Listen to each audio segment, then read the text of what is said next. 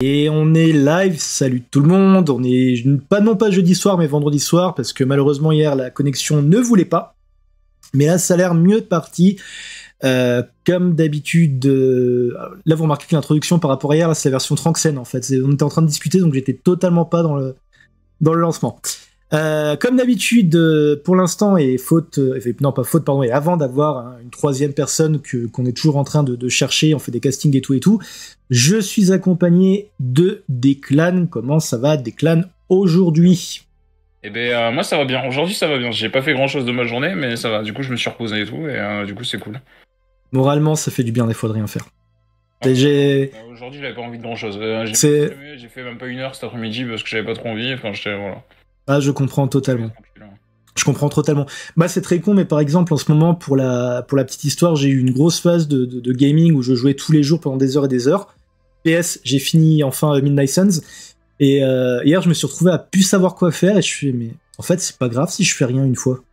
C'est pas mal de temps en temps. Hein. Ah oui bah clairement hein, c'est tu te poses juste, même pas forcément tu regardes du catch hein, tu te poses juste. Mais ça tombe bien. J'ai glandé devant Twitch, je suis en train de regarder Speedon, l'événement caritatif de Mister MV. Du coup, je regardais ça à moitié dans mon lit, à moitié endormi.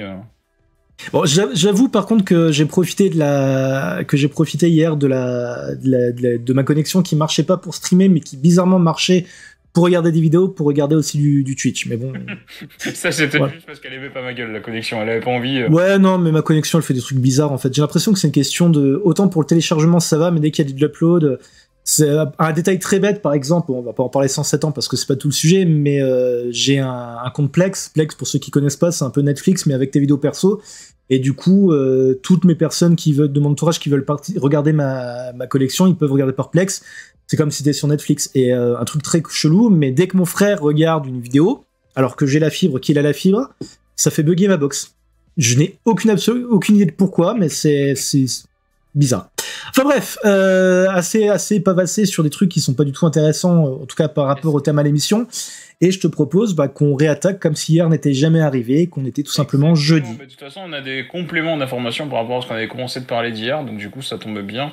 Alors, bien évidemment, pour les personnes qui n'ont pas vu hier, et je peux comprendre parce que pour l'instant on a moins de personnes en live qu'en différé, vous inquiétez pas, on va refaire toutes les news qu'on a faites hier, sachant que hier on a peut-être dû en faire 2-3 parce qu'effectivement la connexion ne voulait pas. On a fait 20 minutes, mais entrecoupé en 3 fois, et voilà. On a fait 10 minutes peut-être concrètes et encore. Du coup, attaquons. Let's go. Première information, on va parler des mauvaises nouvelles avec les blessures du côté de WWE pour commencer. Kofi Kingston qui s'est blessé gravement lors de SmackDown la semaine dernière. À la base, on pensait que c'était une blessure au bras, finalement, apparemment, c'est une blessure au pied, donc pas du tout au même endroit. Du coup, l'absence de Kofi Kingston est estimée à 5 semaines, contrairement à ce qu'on pouvait penser au premier abord. Ce qui est... On disait entre 2 mois et 8 mois, en fait, suivant la gravité de la blessure. C'est dommage pour Mania, mais au moins il sera vite... C'est pas grave, quoi. Je veux pas faire la vanne, c'est pas une vanne, mais au moins il pourra remettre vite le pied à l'étrier, quoi. Ouais. Et du coup, bien sûr, c'est une nouvelle rassurante, hein, du coup, que ce soit que 5 semaines, on va dire entre guillemets, puisque la WWE pensait qu'il allait devoir se faire opérer et du coup être absent pendant de très très longs mois, comme je viens de le dire. Après, c'est pareil. Hein. Non, j'allais juste dire que Kofi, maintenant, il fait tellement partie des meubles, mais pas dans un sens négatif, parce qu'en fait, quand tu regardes Kofi, ça fait 10 ans. Longtemps. Ça fait 10 ans, 15 ans peut-être qu'il est vraiment là et de façon régulière, quoi. C'est très rare qu'ils aient pas de programme pour lui, en fait. Ouais, parce que le New Day a tellement été, entre guillemets, une équipe qui a vraiment marché. Bah, forcément, c'est pas tout le temps à 100% et tout, mais ça a tellement marché que, ouais. Kofi Kingston, ça fait 15 ans. Punaise. Un peu plus même, parce que techniquement, ça fait 17 ans qu'il est à WWE, mais qu'il est régulier, c'est depuis 2008 en gros. Faudra qu'on refasse un de ces quatre, une émission qu'on avait fait à l'époque. À l'époque, je me rappelle, c'est un thème que j'avais fait, que pour le coup j'avais fait moi sur le l'enseignement podcast, avec les 10 catcheurs ou catcheuses qui étaient là depuis 15 ans sans qu'on s'en rende compte, quoi. Ouais. Moi j'avais bien aimé aussi la fois où on avait parlé des catcheurs qui avaient atteint leur sommet de carrière en fait, et qui du coup étaient plus sur la seconde phase de leur carrière. Oui. Je pense pas en fait, des fois tu dis... mec, on l'a jamais vu, mais au final, il a quand même atteint un sommet à un moment, et puis là, il est en train de... c'est un peu une digression, du coup, et comme je sais qu'on n'a pas beaucoup de news sur Impact, je crois, hein, tu m'avais dit. On n'a rien, enfin j'ai rien D'accord. noté de très notable sur Impact Wrestling. D'accord. Non, moi c'était juste pour dire que, tu vois, là en ce moment, je me suis fait la remarque tout à l'heure. Du coup, j'ai regardé Impact et la Ring of Honor aujourd'hui, hein, vu que c'est au niveau du calendrier, c'est là où ça passe. Et je me suis dit, quand tu regardes, c'est un peu comme Bubba Ray, quoi. Enfin, anciennement Bubba Ray Dudley, alias Bully Ray. C'est pareil, il a atteint un pic et bon, il est plus tout jeune, mais par contre, c'est un des mecs qui a quand même réussi à. Enfin, il a quand même réussi à faire quelque chose d'autre que rester entre guillemets la moitié d'une équipe pendant toute sa carrière, quoi. C'est assez impressionnant au final. Commencé, là, Impact Wrestling, à la MLW Oui. aussi. Ah oui, oui, non, il est et il a vraiment trouvé le truc, quoi. Alors après c'est dommage qu'il ait pas eu de run comme ça à WWE parce qu'au final voilà. Mais quand tu regardes effectivement, le mec il a réussi à se recréer, à se réinventer sans changer totalement. Et honnêtement, je pense que c'est une des meilleures réinventions de catcheur avec PCO, tiens, PCO, Pierre-Carl Ouellet aussi pour le coup. Qui a aussi. Jarrett, du côté de WWE aussi en ce moment. Ouais, enfin Jarrett, ça fait 20 ans qu'il a la même gimmick. Hein. Ouais, mais ça faisait un moment qu'on l'avait pas vu dans un rôle récurrent, quoi. Oui, non, mais là, quand je te parle comment dire, de réinvention, c'est vraiment une nouvelle gimmick et tout. PCO, ça sort de nulle part, hein, quand il a commencé à refaire le buzz et tout. Ah oui. Bref, mais oui. Le speed de Kofi Kingston, du coup, il est remplacé par Xavier Woods pour le Fatal 5-Way de SmackDown qui a lieu ce soir. Match qui déterminera le challenger de Gunther. Est-ce que tu veux bien nous rappeler les participants de ce match, s'il te plaît, parce que je sais que tu les connais très bien. Oui, LA Knight, Xavier Woods, McIntyre, Sheamus et Karrion Kross. Oui. Karrion Kross. Et du coup, il y a des infos sur la continuité de ce match, puisqu'a priori, WWE planifie un match Gunther contre Sheamus, contre Drew McIntyre pour WrestleMania, un triple threat match. Ouais, va sûrement y avoir un double tombé ou une connerie comme ça, quoi. À savoir comment ça va se goupiller tout ça. Mais il peut très bien avoir genre Sheamus et McIntyre qui gagnent. Peut-être sur un truc un peu volé ou quelque chose comme ça. Et puis, oui, non, mais ça va pas. Là, tu le challenge pour la semaine d'après, et si le bas, il gagne sa place sans supplément, enfin, un truc comme ça. Mais gros potentiel du match de la soirée, par contre. Ça peut être un show stealer, le triple. Ah ouais, non, ça va être. Ça va être de la bonne bagarre. Ça va sortir avec les torses rouges. Mais ça fait super plaisir à quel point le titre intercontinental, le titre US aussi, mais bon, là, c'est pas trop le sujet, mais le titre intercontinental, il est redevenu tellement classe. Honnêtement. Gunther, il est monstrueux, quoi. J'ai l'impression qu'il a pas été aussi classe depuis le début des années 2000, et encore, j'y début des années 2000 parce que c'est la période où j'ai attaqué la WWF. Mais c'est hallucinant, le. Faut s'attendre à voir Gunther au niveau main event dès qu'il perd le titre, hein, je pense. Ah oui, clairement. Non, franchement, méga impressionnant. Et Gunther, et. Le mec qui va décoller la ceinture des épaules de Gunther, il va direct être élevé assez haut parce que. Forcément, parce que tu bats Gunther, que le mec il a un règne absolument monstrueux, la ceinture commence à prendre une énorme ampleur. Ouais. Donc voilà, quoi, forcément, tu rajoutes de l'info. Ah ouais, non. Triple H, je le dis souvent dans l'émission, j'avais énormément de mal à l'époque où à chaque fois il s'incrustait dans toutes les storylines. Mais depuis qu'il est booker, franchement, enfin depuis qu'il est booker. Il a bien reconstruit les titres. Ouais, il a vraiment mis les moyens et c'est vraiment méga classe. C'est méga classe, franchement, honnêtement la WWE c'est cool en ce moment. C'est très cool. Ah, moi je suis toujours en retard donc. Oui, on sait. Hein. Bref. Dans une autre blessure, on a Candice LeRae qui est blessée, qui a été écartée lors de Raw du coup, dans un angle avec Piper Niven qui est venu l'attaquer et qui l'a démonté hein, totalement. Donc l'attaque a été bookée bien sûr pour masquer la blessure de Candice LeRae. Ce qui veut dire que s'ils ont fait un angle, elle va être quand même écartée quelques semaines parce que si c'était juste genre 10 jours, ils s'auraient pas fait chier à faire un segment pour ça. Donc c'est un peu dommage, même si je pense qu'il n'y avait pas forcément de plan pour Candice LeRae pour WrestleMania. Et c'est vrai que comme tu le disais hier, avant qu'il y ait eu ces problèmes, Candice LeRae et Johnny Gargano, ils sont pas forcément comment dire. Bah depuis qu'ils sont pas forcément bénis en ce moment, on va dire. Ouais, depuis qu'ils sont revenus, en fait, il y a pas de truc. Alors déjà, il y a un truc que je ne pardonnerai pas, c'est d'avoir changé la version de l'entrée de Gargano. Non, ça c'est clair. La version là, c'est toujours, enfin, c'est de nouveau Rebel Heart, mais chanté par un mec, ça marche pas. D'ailleurs, ça marche pas du tout pour moi. C'est Rebel Heart version qu'il avait à NXT. Ah bah tant mieux. Apparemment, d'après ce que j'ai compris. De toute façon, comme dit, voilà, En fait, c'est marrant parce qu'ils ont fait exactement la même chose avec lui qu'ils avaient fait un peu à l'époque avec Christian. Quand il y avait le thème Just Close Your Eyes, ils avaient remplacé la version qu'il avait chantée par une nana, qui d'ailleurs était super, sa version-là. Il lui avait mis une version un peu plus punk rock années 2000, chantée par un groupe de punk rock des années 2000 d'ailleurs. Et le morceau est cool, hein, mais je préfère la version féminine. Déjà parce que ça reste relativement rare quand tu regardes au niveau des thèmes d'entrée, d'avoir des thèmes d'entrée chantés par des nanas, en fait. Pour les mecs, je veux dire. C'est dommage. Ça enlevait un peu de la spécificité. C'est un peu comme quand ils ont eu Kifli qui a été mise dans le main roster, mais que c'était un espèce de thème générique, rock, tout naze, où c'était même plus lui qui chantait, en fait. Putain, alors par contre, son thème qu'il avait en indie avant WWE, il était monstrueux. Faudrait que tu l'écoutes si tu tombes dessus un jour, il est monstrueux. Ouais. Ok, je note. Du coup, un côté, comme on disait, un côté juridique de WWE. C'est un peu la marque de fabrique du moment. Je vais vraiment nous faire un jingle façon Law and Order. Parce que là, franchement... The Now, qui est utilisé par Austin Theory, qui pose beaucoup de problèmes à une team indépendante. La team indépendante qui évolue sous le nom The Now, qui est composée de Hale Collins et Vic Dalicious, qui utilisent ce nom depuis pas mal de temps d'ailleurs. En fait, ils ont déposé la marque The Now, et du coup, ils ont demandé à WWE de cesser d'utiliser cette marque. Il n'y a pas eu vraiment de plainte officielle, mais en tout cas, ils ont commencé à se rapprocher des avocats, et les discussions entre les avocats ont commencé. On va savoir comment ça va se régler, mais je pense qu'il va y avoir un bon billet du côté de WWE pour régler un petit peu l'affaire. Après, comme je disais hier, et d'ailleurs je crois que c'est la dernière news qu'on a eu le temps de faire hier, donc c'est vous dire que si vous étiez là, vous n'avez rien loupé.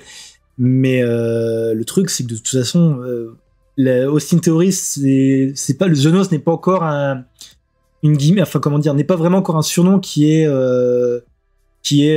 impossible de dissocier de lui, tu vois. Comme je disais, c'est pas comme si par exemple vous avez eu le souci par exemple avec The Big Red Machine, qui aurait été peut-être un peu plus gênant, ou The Serial Assassin, ou The Deadman, tu vois. C'est pour l'instant Theory, malgré le fait qu'apparemment la WWE a de gros espoirs sur lui par rapport à ce qui va se passer pour le pour Mania, le fait est que la gimmick n'est pas encore dans le ciment en fait. Mais ça n'empêche que pour une fois que c'est l'inverse, que c'est WWE qui utilise des marques qu'ils n'ont pas le droit d'utiliser. Et c'est bon de le noter, et puis ouais, ça va se régler sans doute avec un gros billet. Je pense que si vraiment WWE tient absolument à avoir cette marque-là, c'est pas une petite, entre guillemets, hein, je veux pas les dénigrer, mais c'est pas une petite team indépendante qui va bloquer WWE. Ils vont sortir un gros chèque, et puis je pense que ça va se régler comme ça, quitte à même laisser le nom pour l'équipe en indépendante. Enfin, il y aura un accord qui va être fait, je pense. Si WWE tient absolument, ça va se régler, quoi. De toute manière, encore une fois, c'est pas comme s'ils avaient fait exprès de prendre le nom pour les faire chier, quoi. Ça se trouve, ils vont simplement trouver un nouveau surnom à Theory et puis basta. Hein. Ouais, peut-être aussi, ouais. Mais oui, si jamais vraiment ils y tiennent, comme je t'ai dit, un gros billet et puis ça fera l'affaire. Hein. Oui, c'est pas vraiment. C'est plus un truc qui va se régler en quelques semaines, peut-être qu'à mon avis, c'est pas un truc qui va prendre des années, quoi. Par contre, un truc qui pourrait impacter WWE sur plusieurs années, justement. Cette transition. Ouais, putain, je suis trop fort, t'as vu? Ah, la classe. La WWE qui discute avec les régulateurs des jeux d'argent du Colorado et du Michigan pour légaliser les paris sur les résultats des matchs. Scriptés, bien sûr, bien évidemment, parce que tous les matchs sont scriptés. Donc, WWE discute... Comment Attends, tu vas pas me faire croire que le catch, c'est faux, quand même? Si, le catch, c'est faux. Oh, putain. Et du coup, on discute avec les États du Colorado et du Michigan pour que des paris sportifs puissent être faits sur les matchs, si tant est qu'on peut dire paris sportifs. Ah oui, hein. Sachant qu'aux États-Unis, ils parient sur à peu près tout. Hein. Ils parient sur la couleur de la robe de la reine, la couleur de qui c'est qui va mourir dans le prochain épisode d'une série. Enfin, vraiment, c'est un truc. Honnêtement, j'arrive tellement pas à... Comme je le disais, encore une fois, ça, je l'avais aussi dit hier, mais t'as une réplique justement dans la série Agents of Shield où à un moment qui parle d'un truc stupide en disant ouais, c'est aussi stupide que de parier sur les matchs à WrestleMania en fait. Franchement, je comprends pas du tout. Je comprends pas du tout le truc. Et même. Il parie surtout. Hein. Oui, bien sûr, mais après, je veux dire, par exemple, surtout quand tu regardes, admettons, t'imagines s'ils avaient fait ça, mais genre juste avant le Royal Rumble? C'est débile, tout le monde aurait parié sur Cody, tu vois ce que je veux dire? Donc, honnêtement, je suis pas. Ouais, mais du coup, quand tu paries sur un résultat qui est presque évident, la cote elle est pas élevée, donc du coup tu gagnes pas grand chose. Oui, bien sûr, mais de toute façon, c'est pas favori, donc la cote elle vaut rien du tout, quoi. De toute manière, le truc c'est que quand tu regardes vraiment, fais attention, bon, ça peut arriver de se planter, mais ces dernières années, si tu essayes d'adapter le principe au booking des dernières années, ça aurait pas du tout, tu vois. Par exemple, je sais pas. ou même dans le Rumble, par exemple, admettons avec Elimination Chamber, bah, c'est pareil. Je pense que très peu de personnes pensaient que Sami Zayn allait gagner le titre, tu vois. Moi, je Alors sais après, pas trop quoi en penser des paris. J'aime bien me pronostiquer, mais quitte à y mettre de l'argent, je sais pas. bah oui, ouais, Bien, je sais pas. c'est problématique. D'autant plus que, et ça, on a le cas en France où en ce moment c'est un peu un des trucs qui fait parler, mais l'addiction au jeu d'argent et donc au paris, c'est un sujet qui est très compliqué. Donc honnêtement, ça va faire une belle jambe à le si je dis ça, mais moi perso, je suis pas du tout pour, quoi. Bah, apparemment, les talents WWE, ils sont pas forcément chauds non plus. Ils pensent que c'est une très mauvaise idée. Mais si WWE le fait, c'est qu'il y a forcément de l'argent à gagner. Donc, Ah oui, bah. après, est-ce que c'est une bonne idée ou pas? Surtout que ça va impacter le booking parce que du coup, les talents et même les producteurs des matchs en fait seraient mis au courant du résultat du match presque au dernier moment en fait, justement pour pas qu'il y ait de fuite. Donc, ouais, mais non. du coup, est-ce que c'est une bonne idée? C'est peut-être prendre des risques sur certains trucs pour pas grand-chose. Du coup, si tu changes le finish du match au dernier moment sur un truc ou tu peux faire, enfin, je sais pas, je trouve que ça va prendre des risques. Non, c'est trop. C'est un peu bizarre. Je trouve que c'est trop. Je suis méga fan de l'idée. Ça me rappelle un peu, alors c'est pas totalement pareil, mais à l'époque c'était sur WWF Raw quand ils enregistraient plusieurs shows en avance. T'avais un moment, t'avais un sondage par téléphone où on était censé avoir le résultat dans l'émission d'après. Sauf que les gens, ça servait à rien qu'ils appellent, parce qu'en fait, comme ça avait été enregistré, en fait, le sondage était bidonné, quoi. Ouais. Donc c'est pas vraiment. C'est comme idée, je trouve. On va parler des futurs PLE de WWE, donc les Premium Live Events, qui sont remplaçants des pay-per-view. Les pleux. Comment? Les pleux. Les pleux. Voilà, il pleut. Les pleux. Les pleux. Backlash, qui aura lieu le 6 mai à Porto Rico. Bad Bunny a été annoncé en tant qu'hôte de ce show. Bon, ça paraît presque évident. Ce sera le premier PLE de WWE à Porto Rico depuis 2005. Donc c'est quand même un fait assez notable, ça fait quand même 18 ans. Moi j'ai envie de dire, plus Bad Bunny il est proche du catch et plus il fait de la musique, moi on le voit dans les films, hein, parce que je l'ai vu dans Bullet Train, ce mec c'est une catastrophe niveau acting. Ah j'ai bien rigolé moi, après oui. C'est sûr que c'est une catastrophe et j'ai bien rigolé pour Bad Bunny. Le film est cool hein, franchement, mais non c'est comme Ronda Rousey en fait, faut pas qu'il joue la comédie, faut pas. C'est... Vas-y, si tu veux finir. Non, j'allais dire, bien sûr, c'était le moment de se taquer gratuit, encore une fois, qui n'avait rien à voir avec le catch, mais vous commencez à avoir l'habitude. Ronda Rousey, elle en prend un chaque semaine, de toute façon. Oui. Bah après, Ronda Rousey, moi perso, j'ai rien contre elle, hein. C'est juste que c'est une mauvaise actrice. Mais tu vois... beaucoup de Ronda Rousey plus tard, t'inquiète. C'est pas que sur elle, hein. C'est comme là, dans le dernier Impact, t'avais un angle avec... c'était Tyler Wilde, une autre catcheuse que je n'ai pas reconnue, parce que c'est nouveau... Kaylin King. Non, elle, je la connais, je l'adorais déjà dans AEW, mais niveau acting, c'était une catastrophe, quoi. C'était vraiment une catastrophe. Tu as formé une équipe avec Kaylin King, Taylor Wilde. Bah, c'était une catastrophe. Niveau acting, c'était voilà, quoi. Ensuite, pour les futurs PLE, King and Queen of the Ring, qui a été officialisé par WWE pour le 27 mai en Arabie Saoudite. On en parlait déjà l'autre fois, que c'était en rumeur et que c'était quasiment sûr que l'Arabie Saoudite allait vouloir ce show-là, puisque c'est quand même un show particulier, un tournoi et tout, ils aiment bien ça en Arabie Saoudite. Ils aiment bien les événements un peu particuliers, genre ils avaient fait le Greatest Royal Rumble, voilà, tous ces trucs-là. Oui, on va moins se marrer quand le final, ça va être Goldberg contre, je sais pas moi... King of the Ring, ça va être Goldberg Undertaker, la finale. Oui, voilà, ouais. On va rigoler. Voilà. On va rigoler. Non, mais en fait, ils veulent le Star Power, en fait. Mais le problème, c'est qu'ils ont 20 ans de retard. Que Roman Reigns pour remporter le King of the Ring. Et en vrai, ça serait pas débile. Si tu veux encore l'imposer comme le mec à la tête de tout le monde, ça serait pas débile. Ouais, mais... Après, pour être honnête, je reconnais qu'une fois qu'il aura perdu le titre, que ça soit Mania ou après, je sais pas du tout sur quoi il pourrait le lancer. Bah, King of the Ring, ça serait pas débile hein, pour la gimmick, en vrai. Hein. Ouais, mais moi, en même temps, comme je l'ai déjà dit, le King of the Ring, pour moi, ça fait 20 ans qu'il est plus pertinent, quoi. Tout le monde en a rien à branler, c'est... En fait, t'as tellement de trucs... En fait, c'est ce que je dis à chaque fois, toutes les semaines, mais la WWE, tous les trucs un peu spéciaux qu'ils avaient, ils les ont tellement utilisés, réutilisés, encore utilisés, que maintenant le 47e TLC, ou enfin le TLC encore ça va, c'est rare, mais le 47e Hell in a Cell, ça n'a plus rien de spécial, quoi. Je comprends. Donc le King of the Ring. Surtout dès qu'il y a eu le pay-per-view Hell in a Cell. Hein. Oui. C'est de là qu'ils l'ont buté, hein, le concept. Hein. Mais même bon, après le Money in the Bank, ça vaut bien un pay-per-view, mais tu vois, même le Money in the Bank, je trouve que c'est un peu perdu de sa. Après, le Money in the Bank, tu savais d'avance que c'était une fois par an, quoi qu'il arrive. Oui, bien sûr. On voulait ça. Donc, que ce soit en pay-per-view ou que ce soit dans un WrestleMania, ça change pas grand-chose au final. De toute façon, je pense qu'il y a toujours un énorme problème, enfin, c'est pas un problème, mais la façon dont la WWE, entre guillemets, désigne niveau, enfin, in storyline, qui est challenger ou quoi, machin, je trouve qu'il y a toujours des problèmes un peu d'incohérence. Bah, exactement comme on a eu avec toute l'histoire avec Cody qui gagne le Rumble, mais du coup, t'avais Sami Zayn qui est en rivalité avec Roman Reigns. Enfin, voilà, c'est le genre de truc qui est un peu. Qui est un peu comme des fois, vraiment, je vais te citer un exemple, Baron Corbin qui perd son match en pay-per-view la veille, et le lendemain il est challenger pour le titre mondial, quoi. Tu dis, ouais, t'as perdu la veille, en fait, c'est débile, ça devrait être plutôt ton adversaire qui a gagné qui devrait être challenger, ça serait plus logique. Ouais, bah il y avait eu ça avec Seth Rollins il y a 2 ans, je crois, un truc genre il avait perdu il avait perdu sa rivalité, et puis le lendemain c'est lui qui a été mis alors attends, si je dis pas de bêtises, je me plante peut-être, mais ça va être genre quand il a perdu le dernier match de sa rivalité avec Rey Mysterio, et genre le lendemain il était challenger de Drew McIntyre, il me semble, un truc comme ça. Mais oui, non, il y a un gros problème de cohérence. Après, très logique, quoi. Après, la AEW a aussi, entre guillemets, des limites dans leur système de ranking, dans la mesure où il y a des limites. Hein.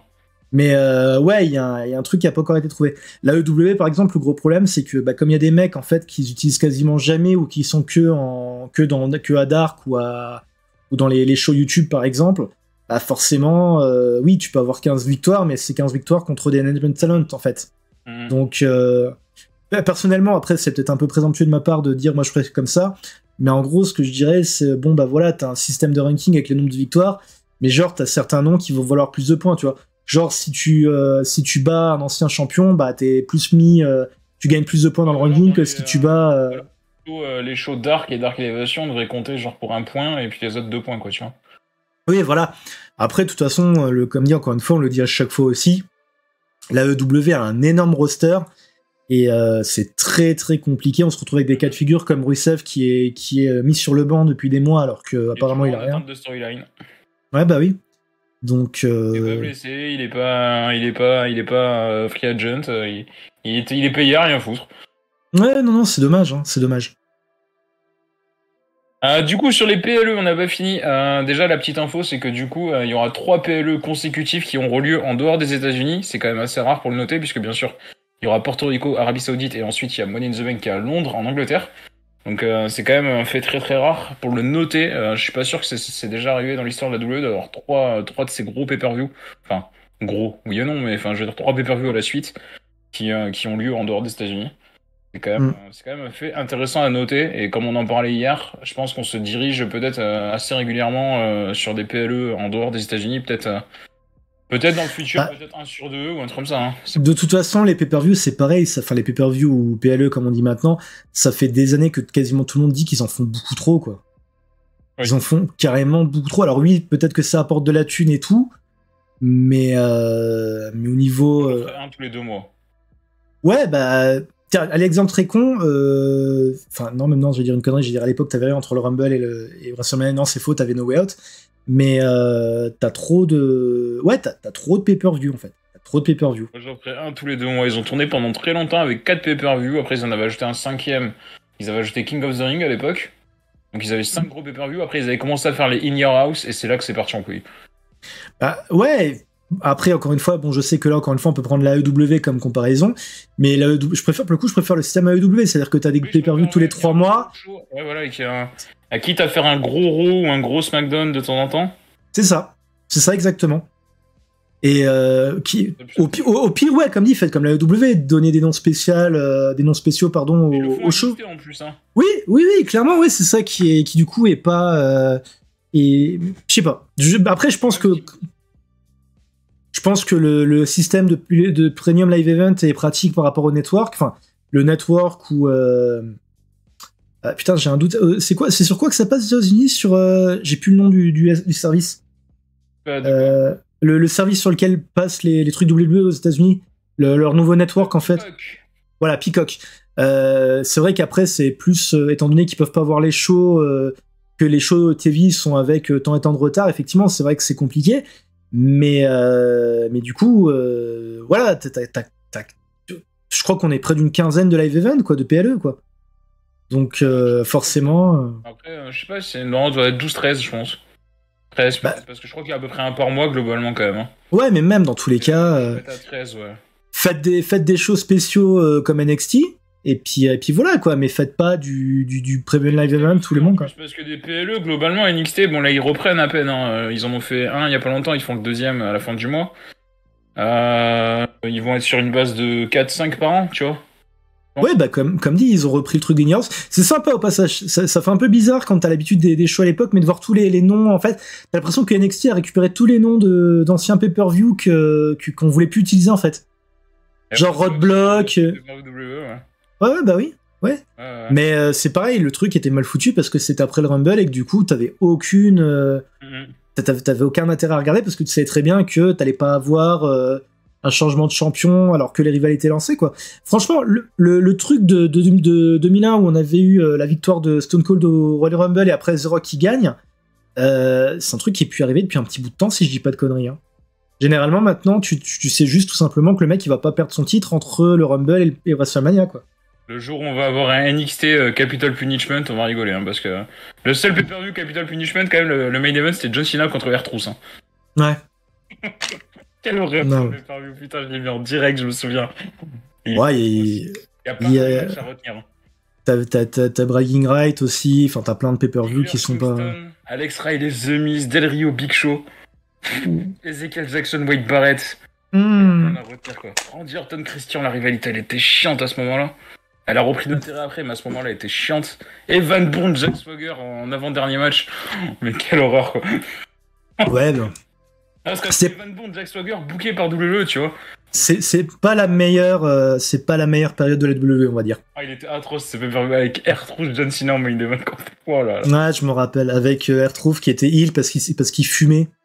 Ouais, non, mais... Ouais, non, et c'était John Cena, c'était son idole, et alors qu'il est plus... R-Truth, il est plus vieux que lui. Ouais. Oh, ouais, par contre, il y a un truc qu'il faut reconnaître, c'est que R-Truth, putain, il est... Le mec, c'est une légende, en fait. Pour le coup, franchement, des mecs où on se dit, ouais, le Hall of Fame, pas forcément... Non, R-Truth, totalement.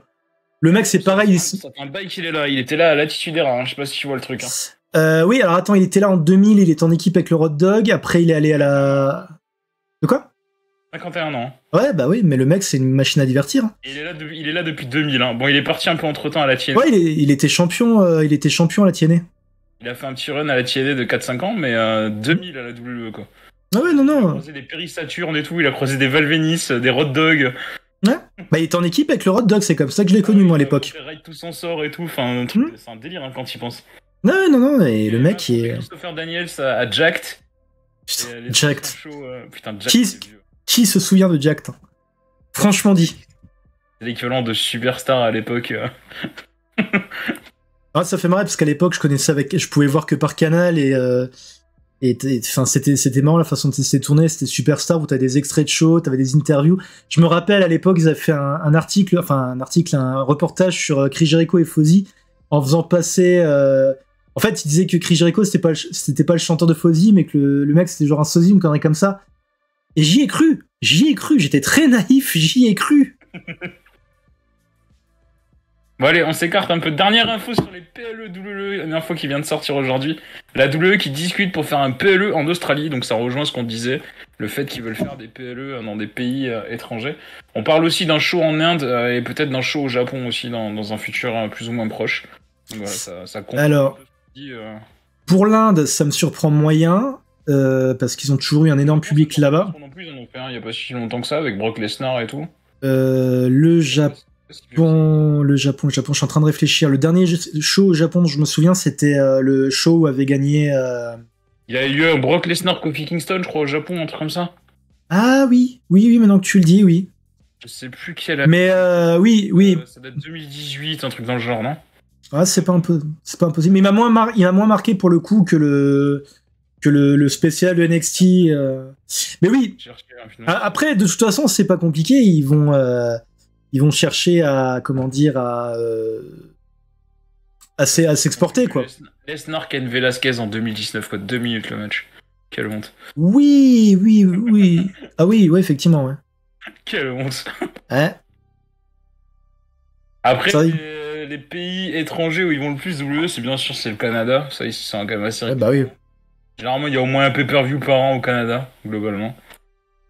Mais c'est vrai que bah, du coup, ça rejoint un peu ce qu'on disait, le fait qu'ils vont assez régulièrement à l'étranger.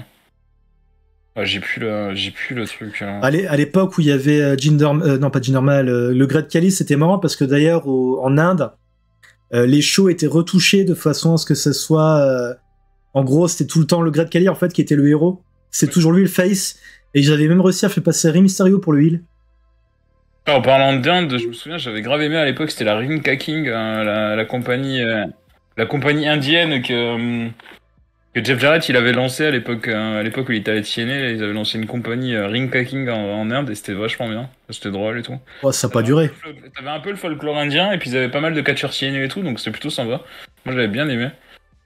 C'était pas mal, c'était sympatoche. Voilà. Si jamais vous tombez sur ça sur YouTube ou quoi, ça peut être sympa à regarder la Ring King, c'était pas mal. C'était il y a quelques temps. Il y a quelques temps, je m'étais fait les shows WWA, un peu l'ancêtre de la TNA dans un sens.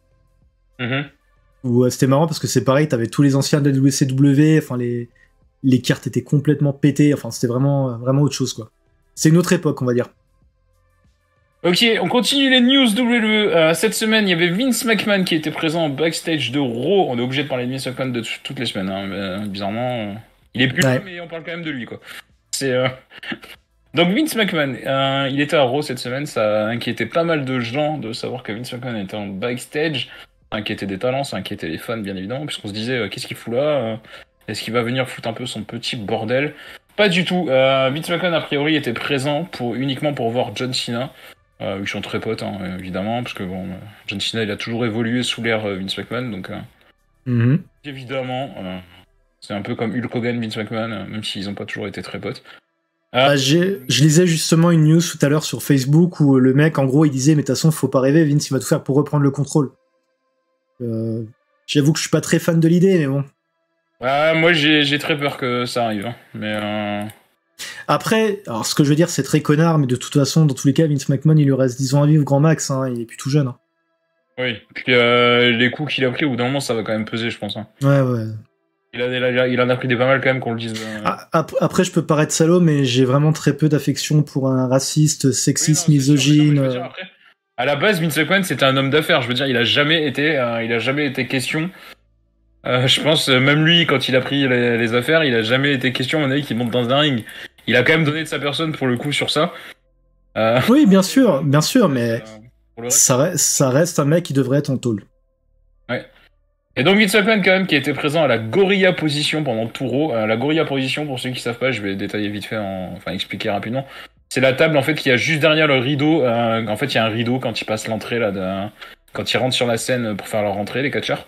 Il y a un rideau, juste derrière, il y a un bureau avec les écrans de contrôle, en fait, et la Gorilla Position, c'est le bureau qu'il y a ici, en fait. Si vous regardez des documentaires un peu sur ce qui se passe en backstage de temps en temps, on le voit assez souvent, c'est là, généralement, où il y avait... à l'époque de Vince McMahon, t'avais Road Dogg, qui était souvent installé là, t'avais Michael Hayes.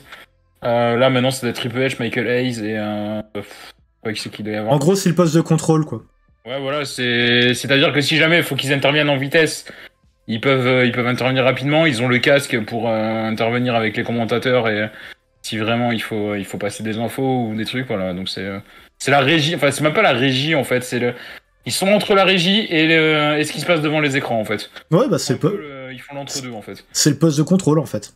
En gros, vraiment pour. Donc voilà, Vince McMahon était assis à cette place-là et pour observer, pour regarder quoi. Donc à la limite qu'ils soient invités à la Gorilla Position, à la limite je peux le comprendre vu la stature du... C'est quand même voilà, voilà. À la limite je peux le comprendre qu'ils soient là en invité, pourquoi pas, tu vois. Oui, bien sûr. En écartant tout ce qui s'est passé et tout, je peux comprendre à la limite de l'avoir en invité, pourquoi pas, tu vois, mais... Voilà, moi le fait qu'ils mettent un peu son nez, ça m'inquiète un peu. Bah t'es pas le seul, hein. Honnêtement, comme dit, je regardais ça sur Facebook, le mec qui a posté la news là était très vénère. Mais bon, après le problème, comme dit, c'est que des personnes qui postent des news, il y en a plein... Des avis, il y en a plein, et voilà quoi. Mais comme on dit, les avis, c'est comme les trous du cul, tout le monde en a un. ouais. Enfin, presque tout le monde, j'imagine qu'ils doivent pas en avoir. Bref, peu importe. Oui, non, et le nom Gorilla Position qui vient de Gorilla Monsoon, si je ne dis pas de bêtises. Exactement. Et du coup, qui est utilisé partout. Hein. Tout le monde appelle ça la Gorilla Position. T'as le même principe à la EW. On l'a déjà vu avec Tony Khan. Des fois, quand les matchs partent un peu en backstage et tout ça, tu le vois. Voilà, il y avait même la WWE qui faisait des interviews pendant quelques temps. Je sais plus s'ils le font encore. À des moments, des fois, ils faisaient des interviews à la Gorilla Position. Notamment, il y en a eu pas mal avec Matt Riddle et Randy Orton à l'époque où il y avait RK-Bro. Souvent, ils étaient interviewés, c'était au niveau de la Gorilla Position en fait. Enfin, ils filmaient pas le bureau parce que l'angle de caméra était fait pour pas qu'on voie le bureau, mais c'est la petite pièce en fait qui fait entre les deux quoi, entre le backstage et le rideau. Voilà, ça c'est pour expliquer un peu comme ça. Les gens qui connaissent pas trop voient à peu près de quoi qu'on parle. Ils voient, ouais. Toujours l'heure de Raw cette semaine, donc c'était lundi, on est vendredi, ça commence déjà à faire quand même 5 jours. Jey Uso qui a attaqué Sami Zayn. On a enfin la fin de cette histoire. Enfin, la fin. Le plot twist, on va dire. Au moins, on sait que Jey Uso a rejoint. Il était déjà dans la Bloodline, mais il a décidé de rester dans la Bloodline. Il a trahi Sami Zayn pour rejoindre son frère et puis son cousin. Et puis voilà. Et ses frères et son cousin, du coup. Oui. Du coup. C'est vrai. Oui, Sami Zayn qui se retrouve tout seul, même si Cody Rhodes est venu le défendre. Ça prévoit sans doute un 3 contre 3 prochainement, je pense, avec Kevin Owens aussi, peut-être, parce que Kevin Owens, pour le moment, il l'a un peu recalé, mais... Le truc, en fait, c'est que... En fait, le problème, je pense qu'ils sont un peu fait avoir par l'ampleur qu'a pris le truc avec l'histoire avec Sami Zayn, parce que là, Cody, t'as vraiment l'impression que c'est le... Comment dire Ils sont en train quand même de le fourguer à toutes les sauces, quand même, hein, en ce moment. Ouais, non, mais en fait, tu vois, j'ai pas l'impression que c'est fait de façon organique, en fait. Ouais. C'est-à-dire que là, j'ai l'impression qu'ils te mettent Cody parce que c'est censé être lui, le main eventer et tout. Mais du coup, tu vois, t'as un petit côté... En fait, je sais pas si ça va faire ça, mais j'ai peur que peut-être à terme, ça fasse comme Cody à la fin de la EW, tu vois. Où les fans vont le prendre en grippe... Mais moi, j'ai vraiment l'impression, en fait, qu'ils sont en train d'essayer d'imposer Cody Rhodes parce que les gens veulent Sami Zayn. Et en train de mettre Cody Rhodes devant à chaque fois en disant non, c'est lui que vous devez soutenir, Sami Zayn, il est en retrait. Ouais, ouais, c'est un peu ça, ouais. C'est un peu ça. Voilà, voilà. Après, ça va rebondir. Si jamais ils sont malins, ils l'associent avec Kevin Owens, ça rebondit, et voilà, mais... Après, Cody reste très over, hein, il est pas... Mais c'est vrai que je pense qu'ils essayent un peu de... Ils essayent comment dire, de mélanger leur plan qui était là depuis quelques mois avec ce qui se passe réellement, et que du coup, ils sont obligés de réagir parce que sinon, ça va pas aller, quoi. J'ai l'impression que c'est ça. On sent clairement que Sami Zayn, c'était pas prévu, quoi. Ouais. Qu'ils avaient pas prévu. Déjà, à la base, Sami Zayn, ça devait être un sketch au début, en gros. Hein. Il devait être là juste pour quelques semaines, juste qu'il devait faire la blague et que Roman Reigns lui foute une grosse branlée et qu'on le voyait plus, quoi. Non. Et en parlant de la Bloodline, du coup, on va rajouter une petite info du coup sur la Bloodline et après tu pourras ajouter si t'as des trucs à ajouter. La WWE qui protège Solo Sikoa, elle veut absolument le garder très très fort, donc elle le garde un petit peu de côté et le protège beaucoup sur les matchs. Tu expliqueras après si tu veux ce que c'est protéger un catcheur, même dans les défaites, etc. Si tu voudras expliquer, tu pourras. Ok. En fait, elle protège Solo Sikoa pour un futur affrontement contre Roman Reigns dans le futur, donc voilà, on sait que la Bloodline va forcément éclater à un moment ou à un autre. Et WWE veut absolument que Solo Sikoa reste fort, comme on dit. Ok. Concrètement... Du coup, si tu veux. Oui, concrètement, protéger un catcheur, par exemple, même dans la défaite, c'est s'il perd, il perd parce qu'il y a eu intervention. Ou il perd sur un... Admettons, sur un roll-up ou une connerie comme ça, quoi. En gros, effectivement, c'est lui faire garder une image de catcheur dangereux ou en tout cas imbattable, de façon justement à ce que lorsqu'ils ont besoin d'un mec crédible, ils le font. C'est un peu l'inverse de ce qu'ils ont fait à l'époque quand t'as eu la rivalité entre McIntyre et Ziggler. Mm-hmm. Dans la mesure où Ziggler, ils en avaient rien à foutre depuis des mois et puis ils ont décidé comme ça de lui mettre en challenger pendant un mois. Voilà. En gros, c'est ça. Il a servi de serpillière. C'est ça. Et là, en fait, le but, c'est de garder Solo Sikoa crédible. Donc, du coup... ça m'a surpris justement qu'il ait gagné son match contre Sami Zayn. Je crois que c'était au dernier SmackDown, si je dis pas de conneries. Ça m'avait assez surpris, en fait. C'est-à-dire qu'en fait, même si je le vois perdre, il perdra après un très gros match, soit une très grosse perte de sa part. Et il se pourra avoir sur une connerie, soit un truc comme ça en fait. Ouais. Ou alors s'il perd, genre il va péter un câble après, histoire de montrer que le gars est puissant et que c'est juste fait niquer quoi. Oui, oui, bah comme dit, ils vont. C'est tout simplement, c'est préserver son image en gros. C'est ça, voilà.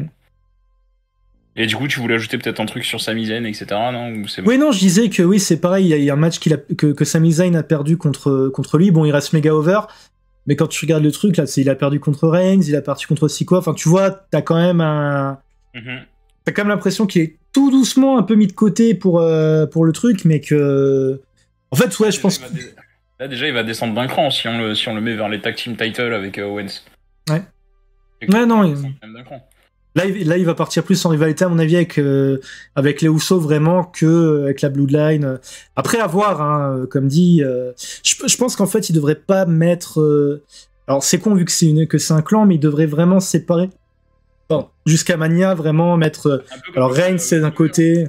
Oui. La AEW a pas de mal à faire ça, à séparer un peu les clans, même si ça reste toujours des clans, mais ils vont un peu chacun de leur côté avec leur rivalité, puis ils finissent par se retrouver. Ouais, exactement, ouais.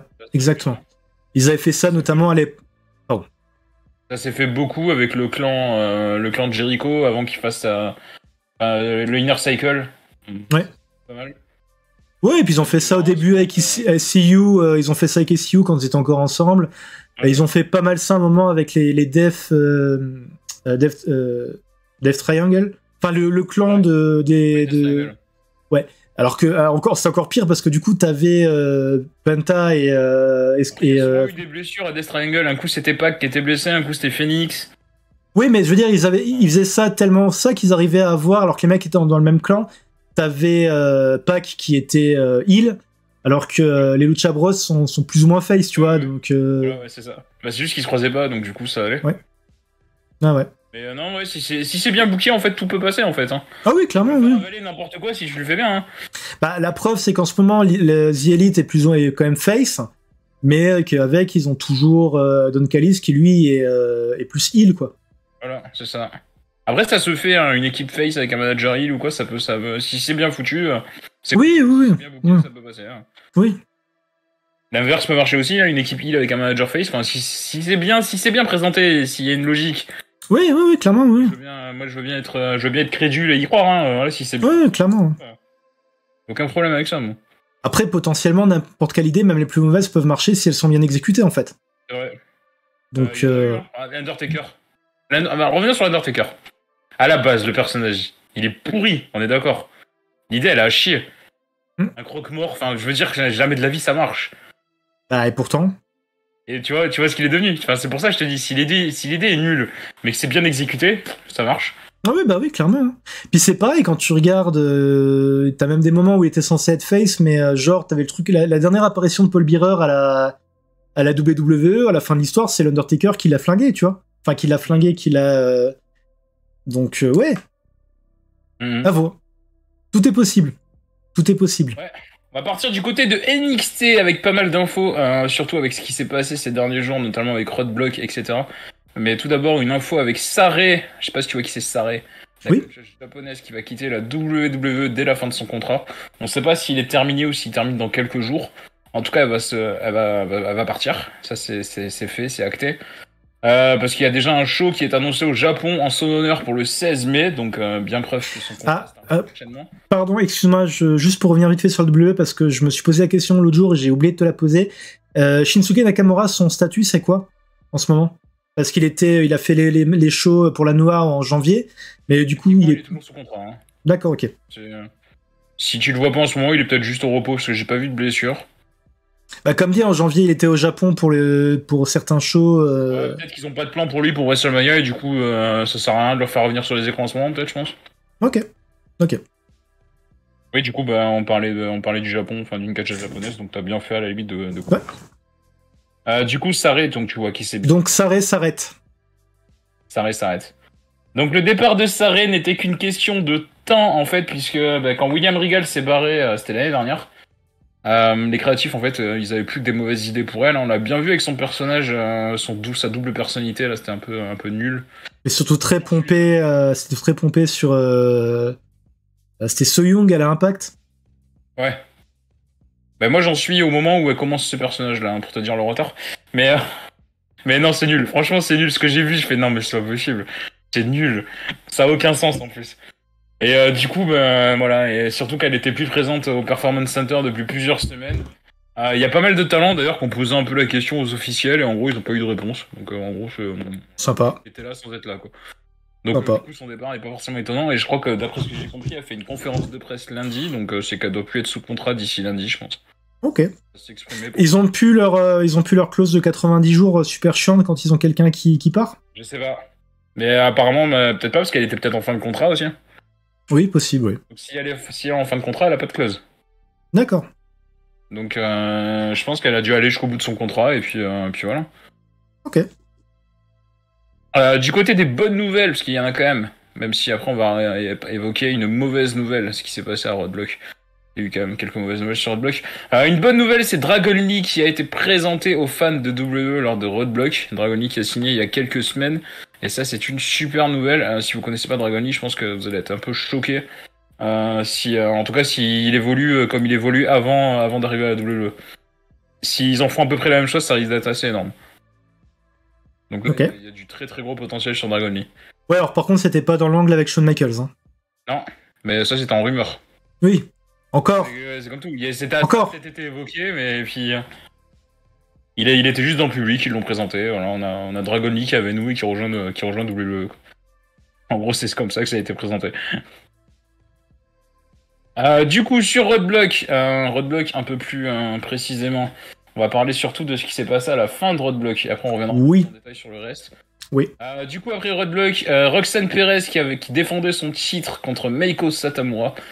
Satomura. Satomura, ouais. Satomura. Putain, je bug. Roxanne Perez qui a défendu avec succès son titre. Et après le match, elle s'est écroulée dans le ring d'un seul coup, en fait.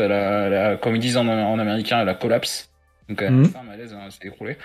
On sait pas trop ce qui s'est passé. Bon, elle a pris beaucoup de coups pendant le match. Beaucoup de coups, oui. beaucoup de kicks assez violents. J'ai vu Meiko, elle rigole pas. Du coup, elle s'est écroulée. Donc c'est pas... On sait toujours pas en fait si c'est une storyline ou si c'est vrai. On sait pas trop encore. Il y en a beaucoup qui pensent que ça a été booké par Shawn Michaels en fait. Que Shawn Michaels a reproduit ce qu'il avait fait en fait. Je sais pas si tu te souviens, c'était en 95. Il s'était écroulé lors d'un live event comme ça ou je sais plus. Oh, ça, non, je vois pas. Mais je me suis posé la question. Il a fait un malaise dans le même genre, Shawn Michaels. Il était chargé comme une mule, hein, par contre. Ouais. C'est un autre détail. Mais voilà. Et donc Roxanne Perez qui a été prise en charge et évacuée sur civière vers l'hôpital le plus proche. Donc on sait pas vraiment si c'est une storyline ou pas.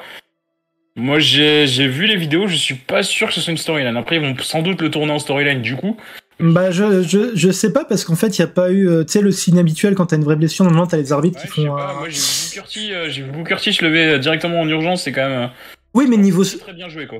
Oui bah oui c'est Booker T et tout le monde sait qu'il a entraîné Perez mais c'est pour ça que je sais pas honnêtement je suis un peu mal à l'aise quand t'as des angles de blessure aussi entre guillemets réalistes et ouais. Aussi réalistes et aussi comment dire ouais, réaliste, ça suffit en fait. Je suis pas très fan. Je suis vraiment pas fan du tout. Ah ouais, du coup on n'a pas trop d'infos. Je pense qu'on aura l'info peut-être d'ici la semaine prochaine en vrai, mais de toute façon même si c'est quelque chose qui arrive en vrai, ils vont le tourner en storyline. Hein. Ça c'est sûr et certain. Oui, mais bon.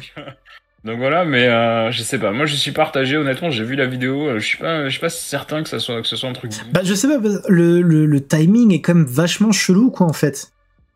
Après, je peux comprendre que tu t'écroules après le match en vrai, parce que c'est là que t'as le cardio qui commence à descendre.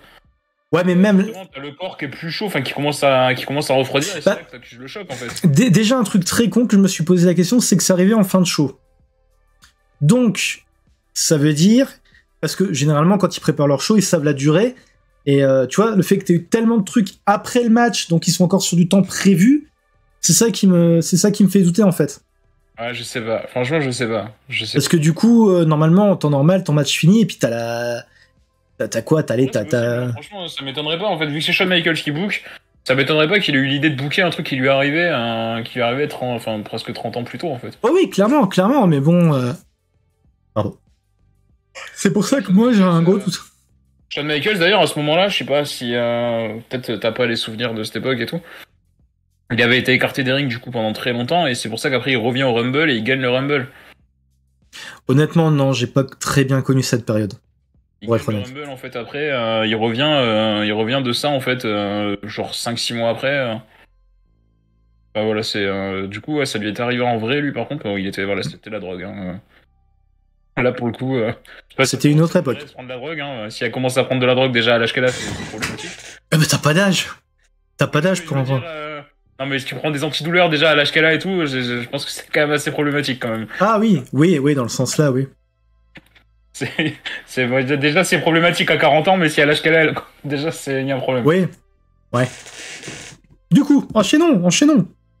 Du coup, Braun Breaker qui défendra le NXT Championship contre Carmelo Hayes lors de NXT Stand and Deliver qui aura lieu le 1er avril lors du WrestleMania Weekend. Ça a été annoncé officiellement lors de NXT cette semaine.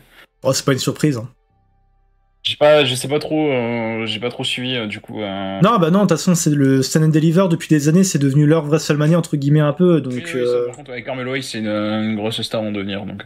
Donc ouais, non, c'est pas. En main roster très prochainement aussi, donc. C'est pas très étonnant au final. Autre grosse nouvelle de NXT, Roadblock et Johnny Gargano qui a fait son retour à NXT. Lors du segment entre Grayson Waller et Shawn Michaels, Johnny Gargano a été présenté par Shawn Michaels comme le futur adversaire de Grayson Waller. Le match aura lieu aussi lors de Stand and Deliver. Je sais pas ce que t'en penses du retour de Gargano à NXT, si c'est un bon choix du coup. Dégradé au final parce qu'il est quand même. Non, je pense qu'il. Dans un sens oui, parce qu'il passe du main roster à NXT, donc c'est quand même. Non, mais je pense qu'il est plus là dans la même optique qu'il y avait eu Ziggler. Je pense que c'est plus dans le. Je pense pas que ce soit un retour à NXT en temps complet en fait. Je sais pas, parce que moi je trouve que Gargano ça a du mal à prendre dans le main roster quand même. Il fait souvent, de toute sa carrière bleue, pour l'instant il fait le yo-yo quoi. Ça prend pas en main roster. Soit il a pas de chance, soit il se fait renvoyer dans une vague de renvoi qui n'a aucun sens, soit soit il revient et on n'a aucun plan pour lui, finalement on renvoie à NXT, enfin c'est quand même bizarre. Non mais pour l'instant je pense que c'est simplement je pense pas que ce soit un retour total à NXT. Mais comme dit, oui, on en parlait déjà, on en a parlé plusieurs fois, le fait est que depuis qu'il est revenu il a aucun programme. Donc c'est bien cool de faire revenir les mecs pour les faire revenir, mais bon, si après malheureusement... tu les brides. C'est pour ça que je crois que t'as certains mecs de l'AEW qui sont partis, parce que c'est pareil, tu vois. Ils leur ont fait un contrat et puis finalement on les a plus vus. Genre Andrade, si je dis pas de conneries, lui il a voulu se casser quoi. Donc apparemment il va revenir. Hein. Donc, à l'AEW apparemment ouais. Ok, d'accord, autant pour moi. Bah je sais pas. Du coup je sais pas. Ça, il est blessé je crois, et c'est pareil, il risque de revenir je pense dans les prochains mois. Ok, non bah tu vois. Officiellement il est toujours sous contrat. Hein. Non mais tu vois, ce que je veux dire par là, c'est que c'est quand même frustrant de te dire bon bah voilà. Ah ouais, je comprends l'idée. Ouais. Je suis payé, mais je peux même pas, tu vois. Donc après, s'entend qu'effectivement il y a aussi les live events et tout, les house shows, machin.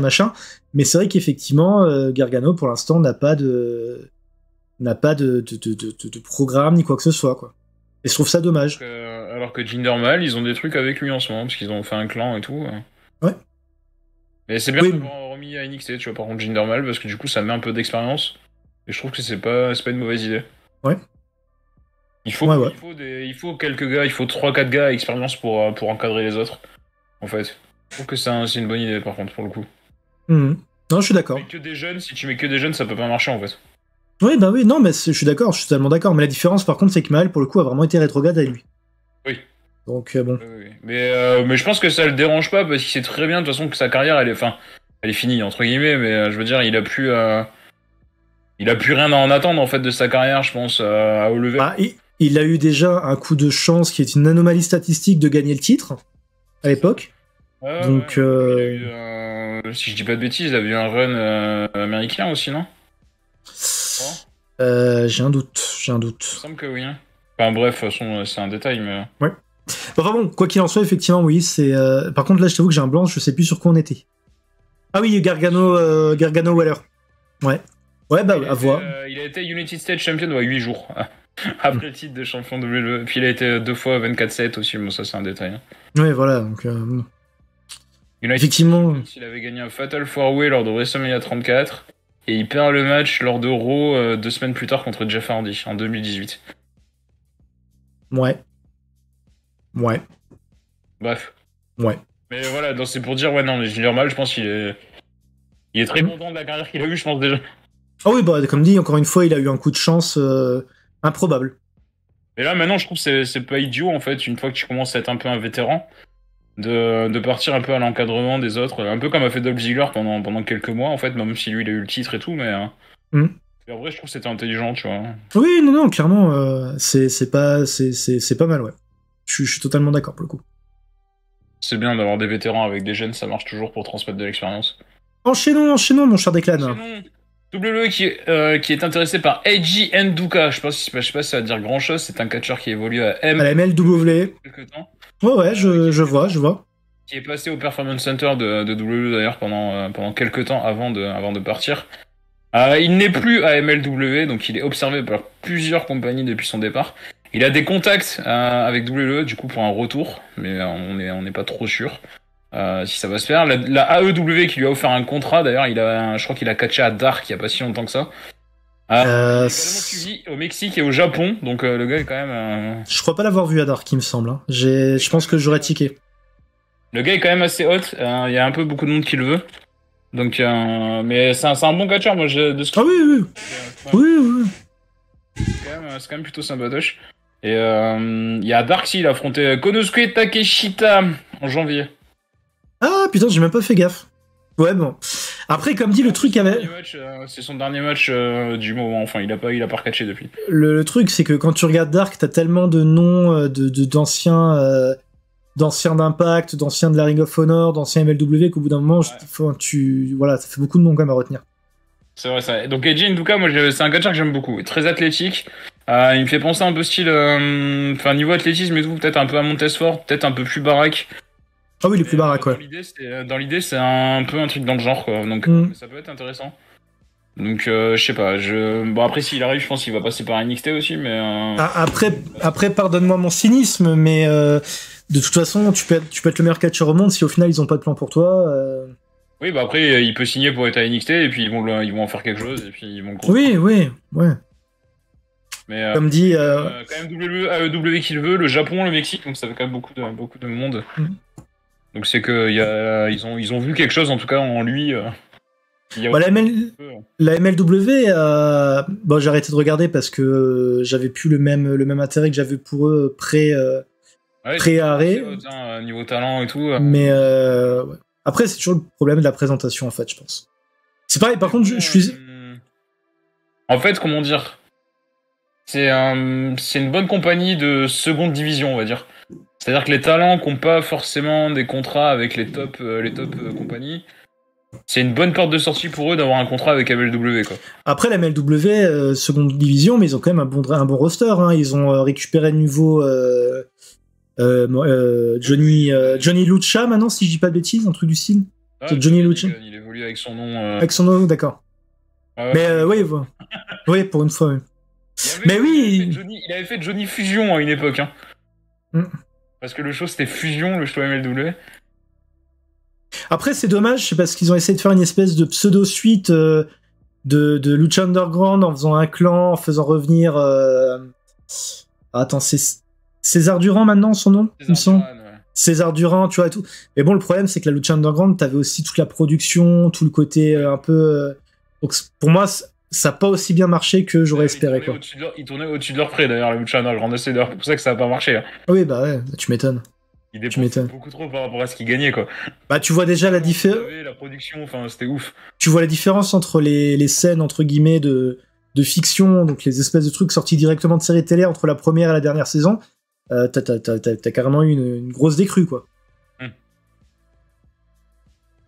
Ouais, non, mais MLW, c'est pas mal. C'est un bon second plan, en fait, pour les talents qui n'ont pas les contrats en première division, entre guillemets, tu vois.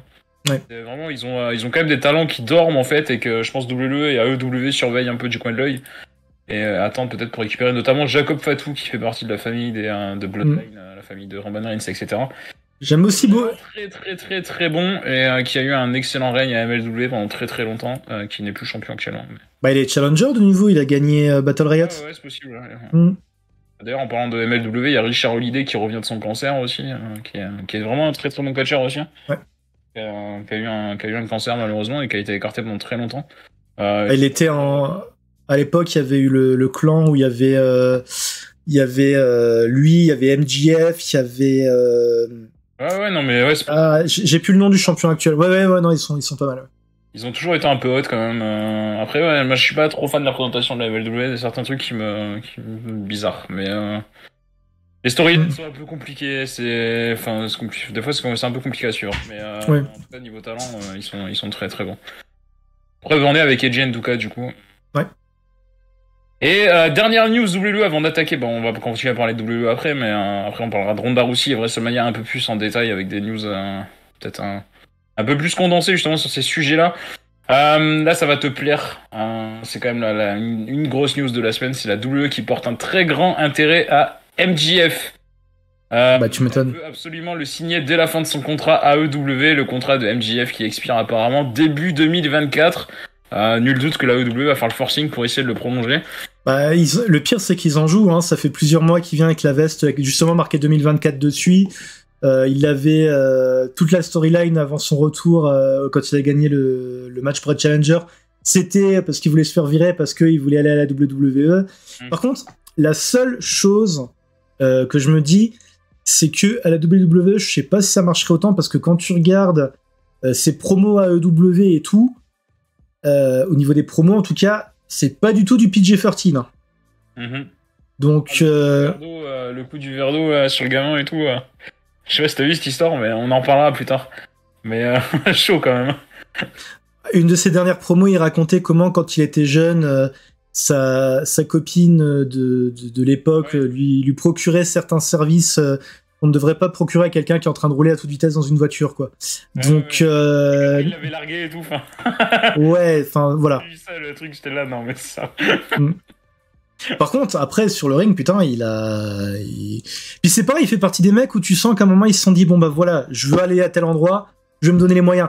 La forme physique qu'il a pécho les derniers mois, c'est super impressionnant. Moi, je l'ai vu sur les shows CZW avant qu'il devienne une star et tout. Quand il se faisait appeler encore Maxwell Jacob Friedman, donc il évoluait vraiment avec son nom complet et tout avant de... Et c'était compliqué, il est parti de loin, hein, parce que... C'était pas ouf dans le ring, en promo c'était pas ouf, on sentait qu'il avait une gueule mais ça marchait pas. Alors qu'à l'heure actuelle pour moi c'est le meilleur heel, quoi, même devant Roman Reigns. Ouais. Que Roman Reigns il est... ouais, ça se discute mais c'est fort possible en vrai, ouais, je comprends le point de vue. Du coup il est parti quand même de très très loin, on sent qu'il s'est donné les moyens de réussir et il récolte le fruit de ce qu'il veut attendre, quoi. Ouais. Donc ça c'est cool, hein. Après voilà, si WWE a un intérêt déjà pour lui, c'est qu'ils ont très bien vu que c'était hyper hot MJF. D'ailleurs, il y a quand même des gros sujets sur la table pour AEW entre les The Elite, donc Kenny Omega et les Young Bucks.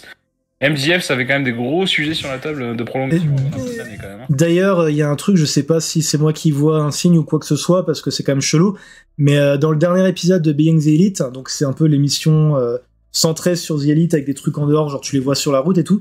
Avec Kenny Omega qui avait un t-shirt avec marqué Buy Me Back. Tu sais, genre rachète mon contrat. Donc. Ils en jouent aussi beaucoup. Hein. Oui, bien sûr. Après, voilà. Ils ont toujours été très forts sur la com comme ça. Après, c'est peut-être moi qui vois trop, mais sur le coup, j'ai fait. Oh, c'est chelou quand même comme t-shirt, tu vois. Ils en ont toujours beaucoup joué, hein, vraiment.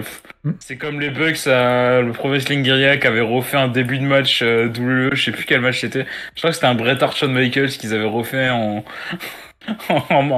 show à la Pro Wrestling Guerrilla parce qu'il y avait des rumeurs, je sais plus quoi, même qu'ils allaient arriver à WrestleMania. Enfin, les mecs en jouent de ouf en fait. Oui, ils sont niveau communication. Niveau communication. Ouais. Je sais pas s'ils ont été conseillés à un moment. Sur comment communiquer, faire du buzz, ou si vraiment ils ont ça d'instinct, mais ils sont très très forts sur ça, quoi. Ouais, non, c'est vrai que... Du coup, gros bloc sur Ronda Rousey, on a beaucoup de choses à dire sur Ronda Rousey cette semaine. Vas-y, disons. Première chose, c'est une mauvaise actrice. Pardon. Peut-être. À l'origine, Ronda Rousey devait affronter Rhea Ripley à WrestleMania. Ça, c'était le premier plan qui lui a été proposé. Elle a refusé ce match, elle voulait pas de ce match. Elle a dit non, je veux pas Rhea Ripley. Allez vous faire. Rousey a demandé à être associé avec Shayna Baszler pour aller chercher les WWE Women's Tag Team Championship à WrestleMania. Donc ça, c'est ce qui s'est passé. Donc c'est quand même Ronda Rousey qui a demandé. Et le plan, ça paraît compliqué pour le moment, puisque Ronda Rousey est blessé. Donc ça, c'est si tu as bien regardé SmackDown la semaine dernière, Ronda Rousey est apparue avec un comment dire, avec voilà, je cherche le mot. Elle est blessée au bras, du coup, le tag team match qui était prévu la semaine dernière est devenu un match entre Shayna Baszler et Tegan Nox. Pour le moment, Ronda Rousey n'est pas écartée totalement de WrestleMania, mais elle ne sera absolument pas à 100% quoi qu'il arrive. Ça va être un peu short pour qu'elle récupère, mais elle devrait quand même être en état de catcher. Ok. Pour situer un peu les choses. Donc on se dirige vers un Ronda Rousey et Shayna Baszler qui chasseraient les titres tag team. Problème. Bah, on a eu l'annonce du match à 6. Ouais. La WWE a annoncé Damage Control contre Becky Lynch, Lita et Trish Stratus pour WrestleMania. Donc un 3 contre 3, sachant que Becky Lynch et Lita sont les championnes tag team. Ça pose un souci puisque du coup, tu les mets où Ronda Rousey et Shayna Baszler. Donc là, c'est assez problématique. La petite info supplémentaire sur Trish Stratus, c'est qu'il y a toujours un plan pour faire un heel turn de Trish Stratus pour entrer en rivalité avec Becky Lynch jusqu'à SummerSlam. Ça, on en parle quand même depuis pas mal de temps du heel turn de Trish Stratus. Toi, tu ne veux pas y croire, mais j'en parle quand même depuis pas mal de temps. Non, c'est pas que je veux pas y croire. C'est juste que pour moi, surtout une catcheuse aussi populaire qui revient. Après, c'est Becky Lynch. Donc Becky Lynch, de toute façon, elle est méga over, donc ça peut peut-être passer, mais ça me paraît chelou. D'autant plus que, étant donné qu'elle a pas catché depuis des années, faire une rivalité qui dure jusqu'à SummerSlam, ça me paraît, tu vois. Ça sera très compliqué, à moins qu'elle ait gardé un niveau in-ring potable, on va dire. Mais ça me paraît très bizarre. De quoi ? Elle fait beaucoup de sport, donc elle a une très bonne physique. Oui, bien sûr, mais ça n'empêche que ça me paraît bizarre d'avoir Voilà. Après, pourquoi pas ? Ça me paraît juste bizarre. Le problème, c'est que, comme tu disais, Becky Lynch, elle est tellement over que tu mettrais un balai en face, le balai se ferait huer, quoi. Donc... Oui. Donc, voilà. À voir. Après, c'est arrivé un nombre incalculable de fois, la WWE avait prévu tel truc, et finalement, genre à l'époque, ils avaient eu le cas quand il y a eu par exemple un truc qui me revient souvent à l'idée, c'était le match Big Show contre Mayflower, enfin l'autre con là, Mayweather, ouais. L'autre con, qui était tellement détestable et qui avait tellement un côté peste que finalement le public s'est rangé derrière le Big Show alors que c'est lui qui était censé être heel, quoi. D'ailleurs, Mayweather avait pété le nez du Big Show pour de vrai, hein. Ouais. Il y avait Shane McMahon qui était intervenu pour les séparer et tout, alors qu'il était pas censé être là et tout. Enfin, ça faisait je sais plus combien de temps qu'on l'avait pas vu sur les écrans. Shane McMahon, il était en backstage, il est intervenu pour retenir le Big Show, sinon le Big Show il allait le tuer, quoi. Ah oui, bah oui, clairement. Et le mec est tellement détestable. C'est aussi un peu ce qui s'est passé avec Logan Paul, où à mon avis à la base ils avaient pas prévu de l'utiliser forcément en heel, quoi. Que quand tu regardes ses 2 dernières apparitions, il était face. Alors que c'est un mec qui a potentiellement un des meilleurs heals de tous les temps, peut-être sur la main. Ouais, clairement. Quelqu'un déteste les youtubeurs, donc surtout Logan Paul, encore pire, tu sais, il a un ego surdimensionné, le gars. Ah oui, non, le mec en plus il est foutu dans tous les trucs un peu chelous, genre le match justement. Non, c'était lui, c'était son frère avec le match contre Mayweather qui était complètement bidonné. Ah, je crois que c'était son frère, mais il était dans le coin de son frère, il me semble quand même. Oui, donc. De toute façon, voilà, hein, c'est pas le truc qu'il avait fait aussi en filmant un cadavre en Japon, machin, en sous-marin, enfin. Ouais, bref, il a même abandonné son. Je sais pas si c'est un chien ou un cochon qu'il a abandonné, qui a été recueilli par une association. Et... Ouais, donc le mec est. Humainement, c'est pas le meilleur gars. Ouais. Clairement. Ouais, clairement. Et du coup, pour en revenir à Ronda Rousey, Becky Lynch, Lita, tous ces trucs-là. Tous ces trucs. Oui. Ah bravo. Bah, bravo, monsieur Declan, bravo. Je m'excuse. Excuse acceptée. Oui. Donc Becky Lynch, Lita qui pourrait perdre les Tag Team Championship avant WrestleMania. Je sais pas contre qui. Parce qu'en fait, il est toujours prévu que Ronda Rousey et Shayna Baszler aient leur match pour les titres Tag Team lors de WrestleMania. Sachant que Becky et Lita sont impliquées dans le 3 vs 3. Bah, c'est pas possible. Ou alors elles vont catcher 2 fois, mais ça me paraît peu probable. Donc. Très chelou, hein. Très chelou. Qui vont perdre les titres. Oui, après tu me diras. Ou alors Ronda Rousey et Shayna Baszler arrivent en tant que championne à WrestleMania, mais ça me paraît bizarre qu'il les fasse gagner les titres avant. Donc, ouais, je pense que là ils se sont peut-être un peu mis les pieds dans le tapis là. Ou alors je sais pas. Je sais pas du tout. Sachant qu'en plus en équipe féminine actuellement, il y en a pas. C'est ça le problème, c'est que t'as pas t'as pas de vraie équipe féminine en fait. Donc Ouais. Là, franchement, j'ai pas d'idée. Je suis dubitatif. Bah, encore une fois, ça serait pas la première fois où vous avez tort, mais. Ils vont totalement changé et il y aura pas Ronda aussi. Mais ça m'étonnerait, honnêtement. Mm. Bon, après, je sais pas du tout, en fait, comment ils vont présenter un peu ce truc-là, mais... On y verra peut-être plus clair après demain, justement, après le dernier. Enfin, après le prochain SmackDown, quoi. Peut-être, ouais, peut-être. On y verra plus clair lorsque la carte de WrestleMania sera complète, là, pour le coup. Ouais. Là, pour le coup, on saura. Et en parlant de WrestleMania, il y a pas mal de matchs qui se sont ajoutés à WrestleMania cette semaine. Austin Theory qui défendra le WWE United States Championship contre John Cena lors de WrestleMania. Ça a été annoncé lors de Raw cette semaine. Avec le retour de John Cena. La promo était très cool. Bon, après, Cena peut-être un peu trop enterré Theory, mais... Je pense que Theory va gagner de toute manière, mais... Oui. Mais à voir comment se passe le match, en fait. Parce que, comme dit, toute la... En fait, le problème, c'est que la promo de Cena était sur le fait que tout le monde n'avait rien à branler de Theory, etc., etc.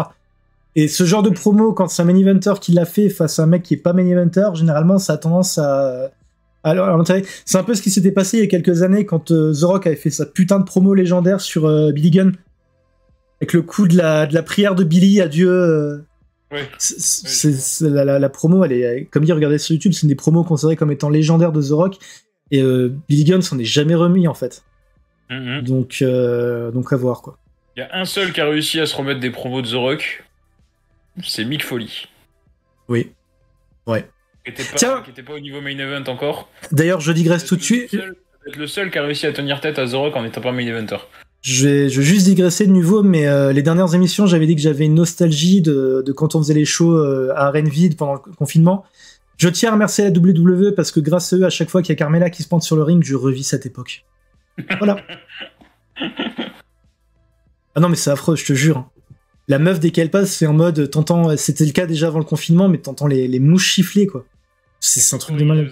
T'entends que Corey Graves, en fait. Ouais. C'est le seul que t'entends. Du coup, autre match annoncé pour WrestleMania, on en a un petit peu parlé, Seth Rollins, Logan Paul qui est officiel. A priori, ça aura lieu le premier soir de WrestleMania. Ok.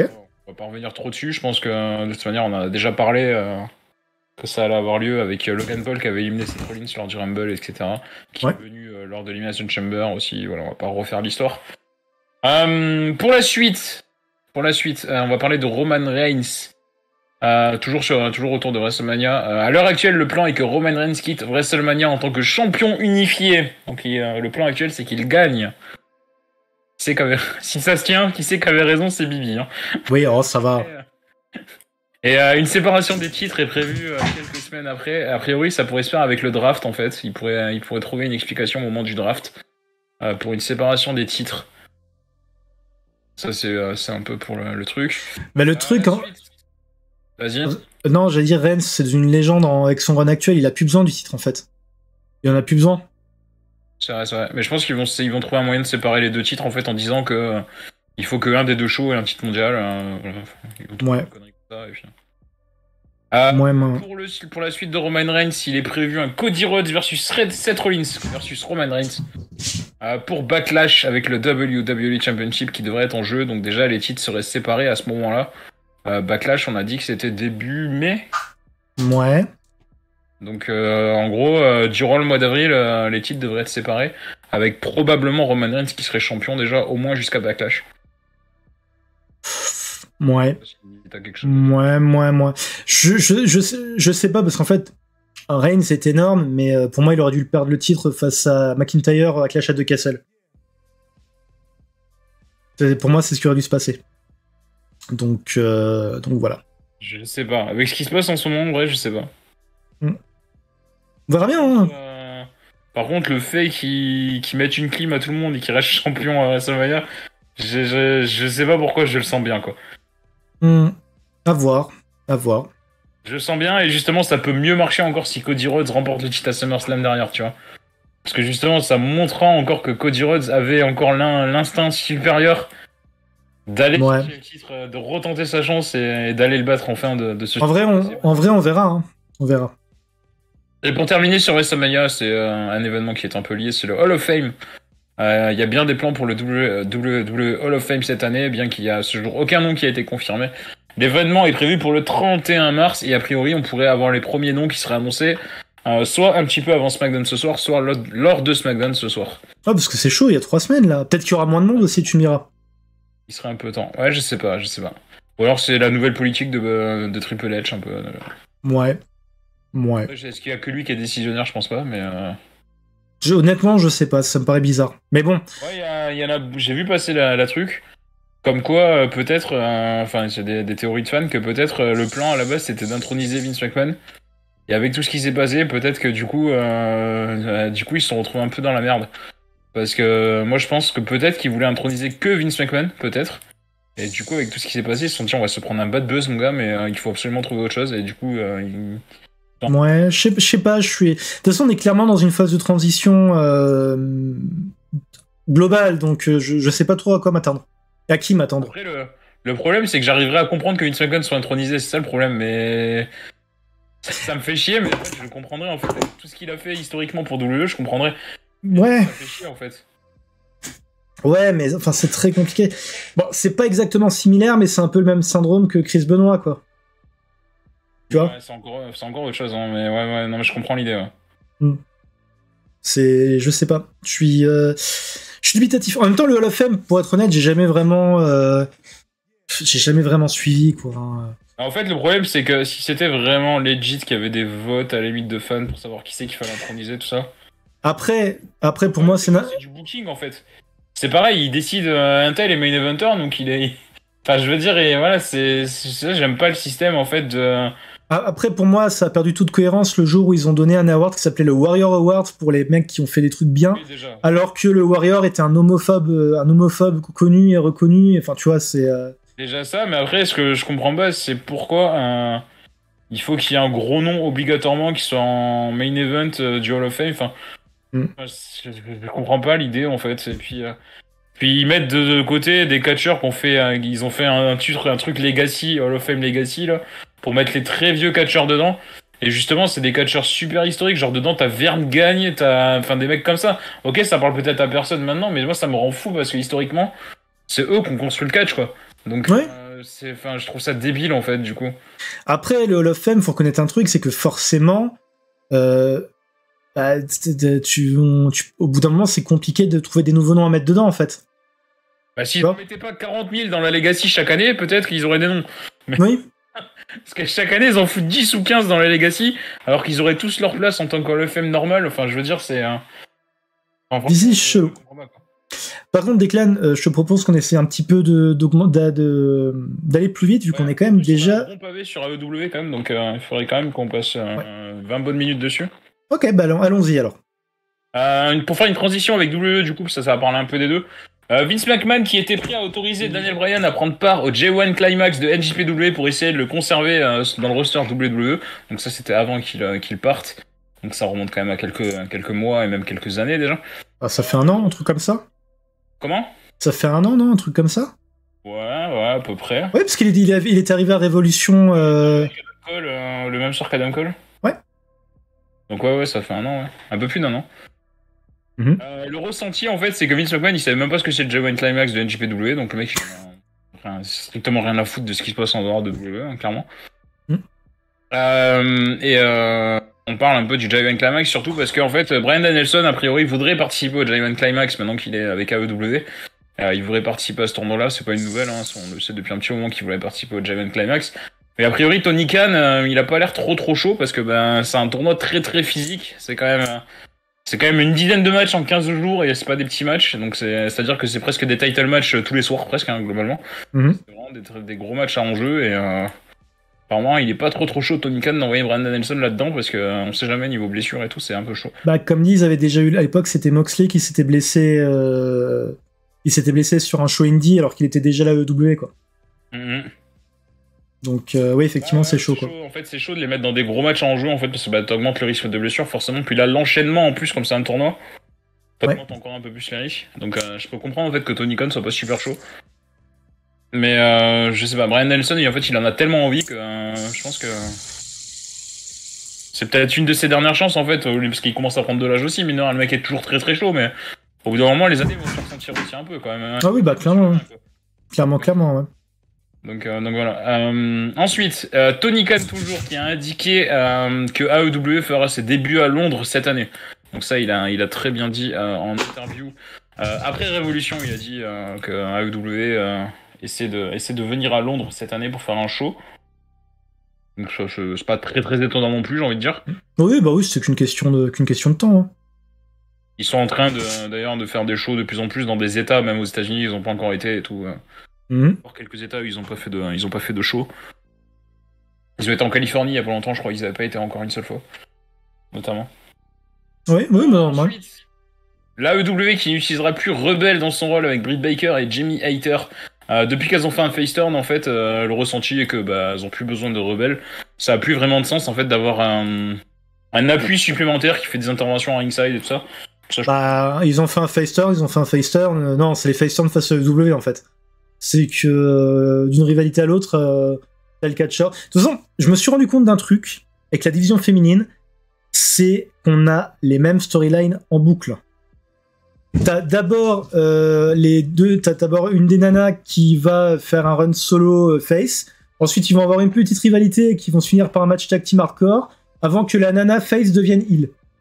Ça a été la même chose pour Athena, ça a été la même chose pour Ruby Soho, et ça a été la même chose pour Anna Jay et Ty Conti. C'est exactement la même storyline. Il y a que Jess Cargill qui va voir pour l'instant. Ouais. C'est la même storyline qui tourne en boucle depuis 3 ans. C'est vrai que c'est pas faux. Ouais. Quoi qu'il en soit, vu qu'en ce moment elles sont alignées en tant que face, Rebel elle sert plus vraiment quoi. Ouais. En vrai, je peux comprendre. Après, Rebel est pas une super catcheuse et puis c'est pareil, elle est pas si jeune. Hein. Je sais pas si t'as déjà vu l'âge qu'à la Rebel, elle est pas si jeune. Non, mais en même temps, j'en ai toujours eu rien à foutre d'elle. C'est ça. Elle a l'air bien sympatoche, hein, mais. C'est très truc, mais j'en ai. Enfin, tu vois, pour moi, c'était une manageuse. Moi, ça m'a jamais. Moi, c'était juste une manageuse en fait qui. Oui. Voilà, qui servent à rien. En parlant de TNA et du coup Impact Wrestling, c'est un petit lien sur Impact Wrestling. Taya Valkyrie qui a terminé avec Impact Wrestling, c'est fini. Elle est quand même actuellement championne à la MLW, mais en tout cas, elle n'est pas sous contrat avec MLW apparemment. Bah elle est aussi championne à l'Impact pour l'instant. Oui, peut-être.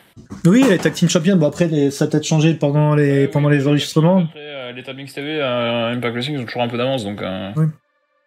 En tout cas, elle est en rumeur pour être l'adversaire de Jade Cargill lors de Dynamite la semaine prochaine. D'ailleurs, ça a lieu au Canada.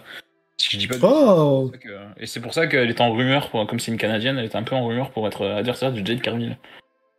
C'est très cool. Très cool. Voilà, c'est pas confirmé, hein, c'est pour des rumeurs. Après, si elle fait le même non-run que son mari... Oui.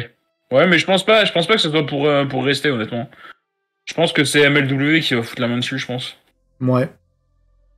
Il y a des chances quand même qu'ils essaient de lui offrir un gros contrat à MLW. Et elle s'est tellement fait niquer à la WWE, n'empêche. Arriver juste avant le changement de direction, pas de peau. Vraiment pas de peau. Ouais, oui, de toute façon, ils en ont rien foutu, quoi. Oui, bah, comme dit, elle arrivait juste au moment où le truc allait passer sur NXT 2, donc... Ensuite, autre talent de AEW qui est un peu en perte de vitesse en ce moment, c'est Brian Cage. Son contrat avec AEW qui a expiré, donc il n'est plus sous contrat. Mais les deux parties se sont mis d'accord pour travailler ensemble jusqu'à la fin du mois de mars, donc jusqu'à la fin du mois du mois en cours. L'AEW lui a offert un nouveau contrat, il y a WWE aussi, qui est aussi intéressé pour le signer. Évidemment, hein. Je pense que Brian Cage est quand même assez hot pour que WWE s'y intéresse un peu. Ouais. C'est le genre de gabarit qu'ils aiment bien en plus. Ça a beau être ce qu'aimait bien Vince McMahon, je pense que c'est un gabarit qu'apprécie également Triple H et il sent qu'il y a peut-être un peu de pognon à faire dessus. Donc, ça peut être intéressant, Brian Cage. Comme je le dis depuis des émissions, c'est pareil en fait. Le truc, c'est que Brian Cage, ça fait tellement longtemps maintenant qu'il a rien eu d'intéressant comme programme et tout, que j'en ai rien à faire maintenant actuellement de lui. Ça me fait chier, hein.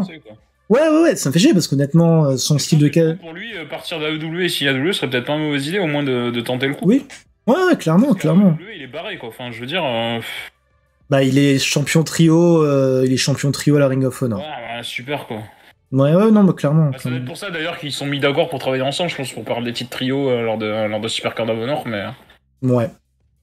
Mais Je sais pas, moi je serais lui, je tenterais le coup WWE, tu vois, si j'ai Ah oui, sur la table, je pense que je tenterais le coup. clairement, mais pour l'instant, en tout cas. J'en ai de sa carrière, en plus, moi je tente le coup, tu vois. Hmm. En se disant, bah si ça marche pas à WWE, de toute façon je vais m'acheter de la popularité un petit peu, même si même s'ils font pas grand chose de moi. Je vais me choper des bookings indie derrière, et puis peut-être qu'après derrière MLW ou AEW vont essayer de me récupérer, tu vois. Ou même Impact Wrestling, hein, pourquoi pas, il a déjà fait un run là-bas, donc à la limite pourquoi pas, tu vois. Ouais, bah clairement. WWE, je tenterais le coup en fait. Parce que Non, ça mais me permettrait de racheter de la popularité quoi qu'il arrive, même si. il y a, de toute façon, il est en perte de vitesse. Il faut un truc pour le. Mais il est au stade de sa carrière en plus où il peut vraiment tenter l'aventure WWE quoi. Parce qu'il a l'expérience, il est pas trop vieux encore, tu vois. Il est pile entre les deux en fait, tu vois. Il est pile entre le gars qui commence à être en fin de carrière et le gars qui est débutant, tu vois. Enfin, quand il a une bonne expérience et en même temps il est pas cramé quoi. C'est maintenant ou jamais, quoi. Ouais, du coup l'aventure WWE ça pourrait être sympa pour lui, je pense. Ouais. Au moins de le tenter, tu vois. Après, Oui, clairement. qu'est-ce qu'ils en font, ça on peut pas savoir, mais. Après, moi, je demande de nouveau qu'à être entre guillemets méga fan, hein, mais c'est vrai qu'effectivement, ça a été la grosse. Quand il a signé la EW, j'étais super content. Oui. Et puis, au final, il a tellement.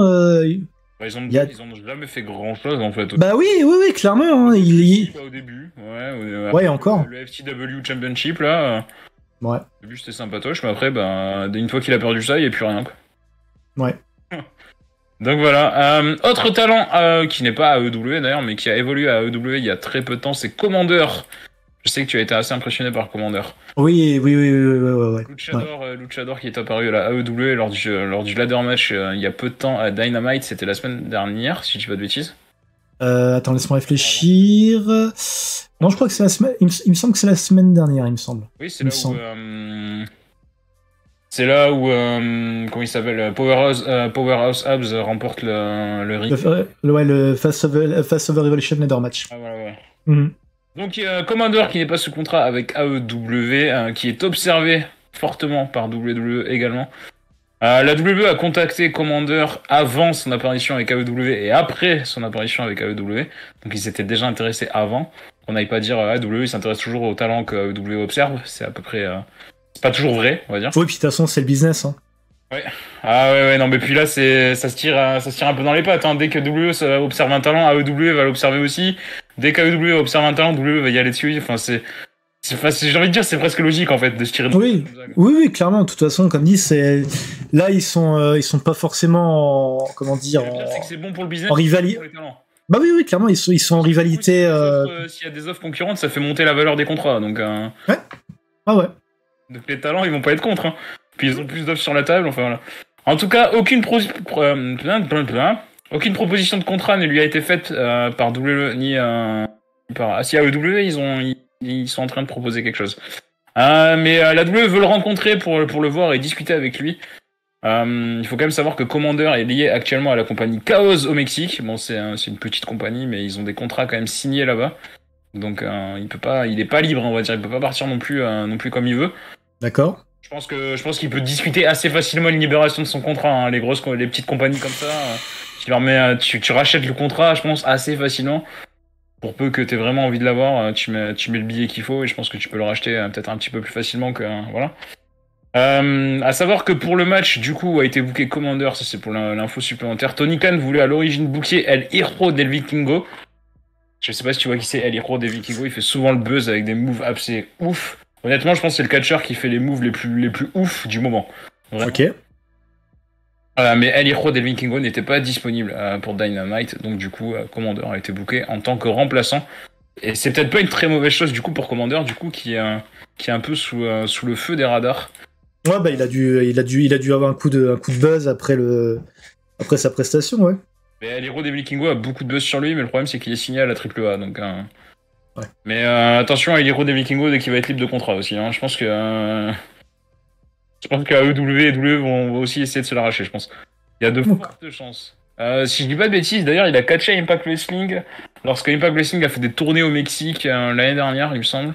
Je sais qu'il a catché à MLW lorsqu'ils ont fait leur tournée mexicaine aussi l'année dernière. Oui, exact. Oui. MLW Azteca, il était Triple A Mega Champion d'ailleurs. Ouais, non, il est incroyable. El Hijo del Vikingo, c'est vraiment, c'est pas assez ouf. Hein. Si vous pouvez voir El Hijo del Vikingo sur YouTube, des vidéos de lui ou quoi, c'est une dinguerie. Hein. Vraiment, j'avais des moves, j'ai jamais vu ça de ma vie. Hein. Vraiment. Ok. Ensuite, autre news du côté de AEW, à moins que tu voulais rajouter un truc sur Commander. Non, c'est juste que j'allais dire, des fois, il y a des fois, vous me voyez, je suis en mode ok, parce que j'essaye de pas trop. Quand c'est des sujets que je maîtrise pas vraiment, j'essaye de pas l'ouvrir sur les sujets que je maîtrise pas en fait. Je regarde pas tant que ça la lucha et tout, moi, mais c'est vrai que je vois souvent passer des trucs sur Hiro de Vikingo et je suis souvent choqué quand même. Ok. Vraiment, autre news sur AEW, autre gros changement, c'est le AEW All Atlantic Championship qui change de nom et qui va devenir le AEW International Championship. Qui est à la limite plus logique. Moi je le rappelais comme ça directement, mais bon, tout va bien. J'ai jamais aimé le All Atlantic, le titre, c'est un peu débile. Orange Cassidy défendra le titre lors de Dynamite la semaine prochaine et le changement officiel de nom aura lieu lors de ce match du coup. À savoir qu'Orange Cassidy a défendu son titre avec succès contre Jay Lethal cette semaine, donc le titre est quand même pas mal défendu en ce moment. Ouais. Et pour la petite info, en fait, le titre change de nom puisque en fait c'est pour faire plaisir à Warner Bros Discovery qui décidément met son nez un petit peu partout quand même dans les affaires de AEW. En fait, ils ont demandé à Tony Khan d'aider à la promotion. Alors là, c'est vraiment la news, rien à voir. Enfin, moi, ouais, le truc de Shazam. Je vais pas faire le lien.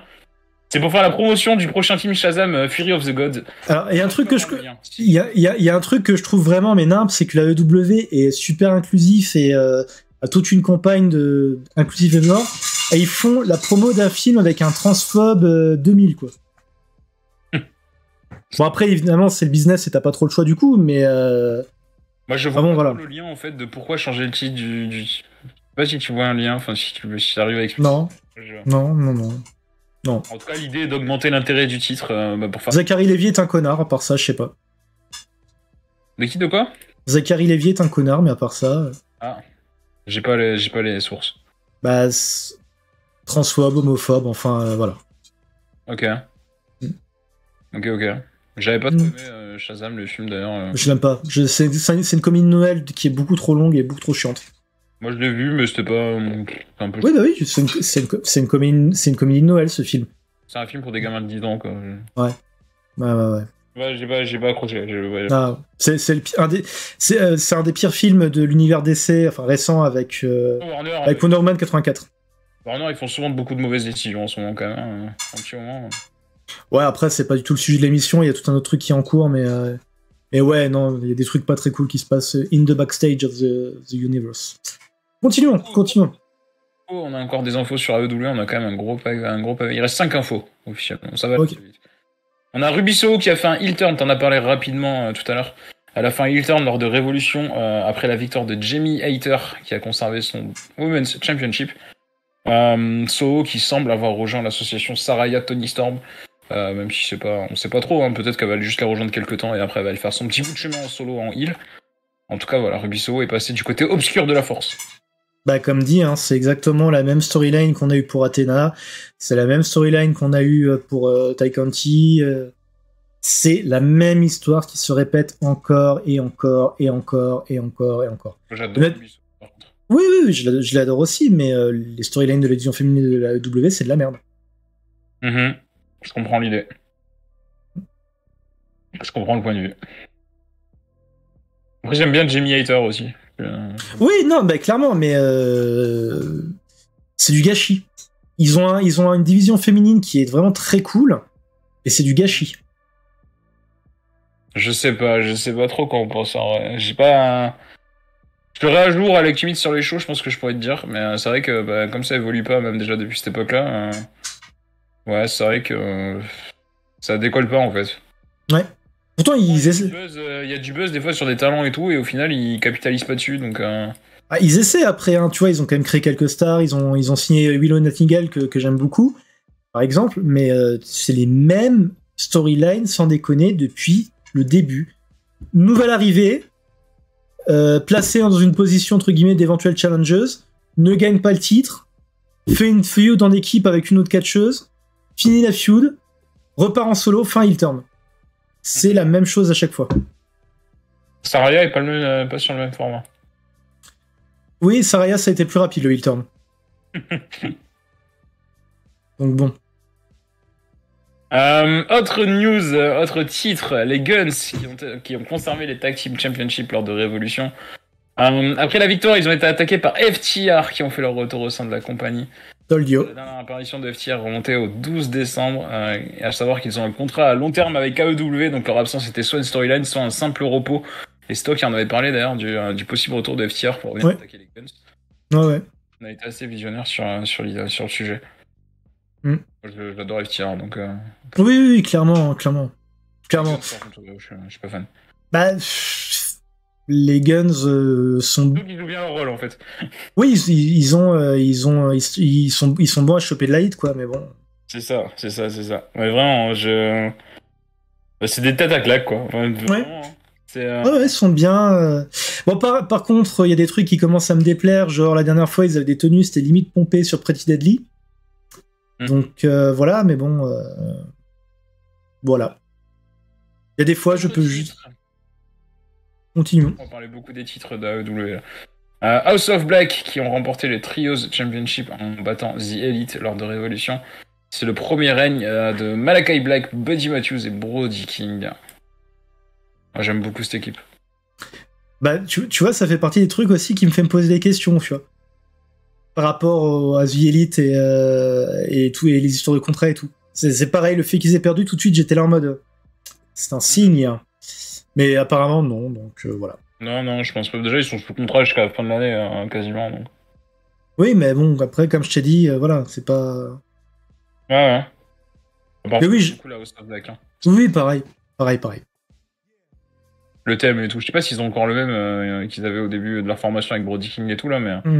je sais. De la formation de la House of Black, là, où j'en suis, c'est énorme, quoi. Ouais. Ensuite, le TNT Championship qui joue un peu à la patate chaude. Ouais, un petit peu, ouais. Lors de Révolution, Wardlow a vaincu Samoa Joe pour remporter le TNT Championship. Et un titre qu'il a perdu lors de Dynamite 3 jours plus tard. 3 jours plus tard.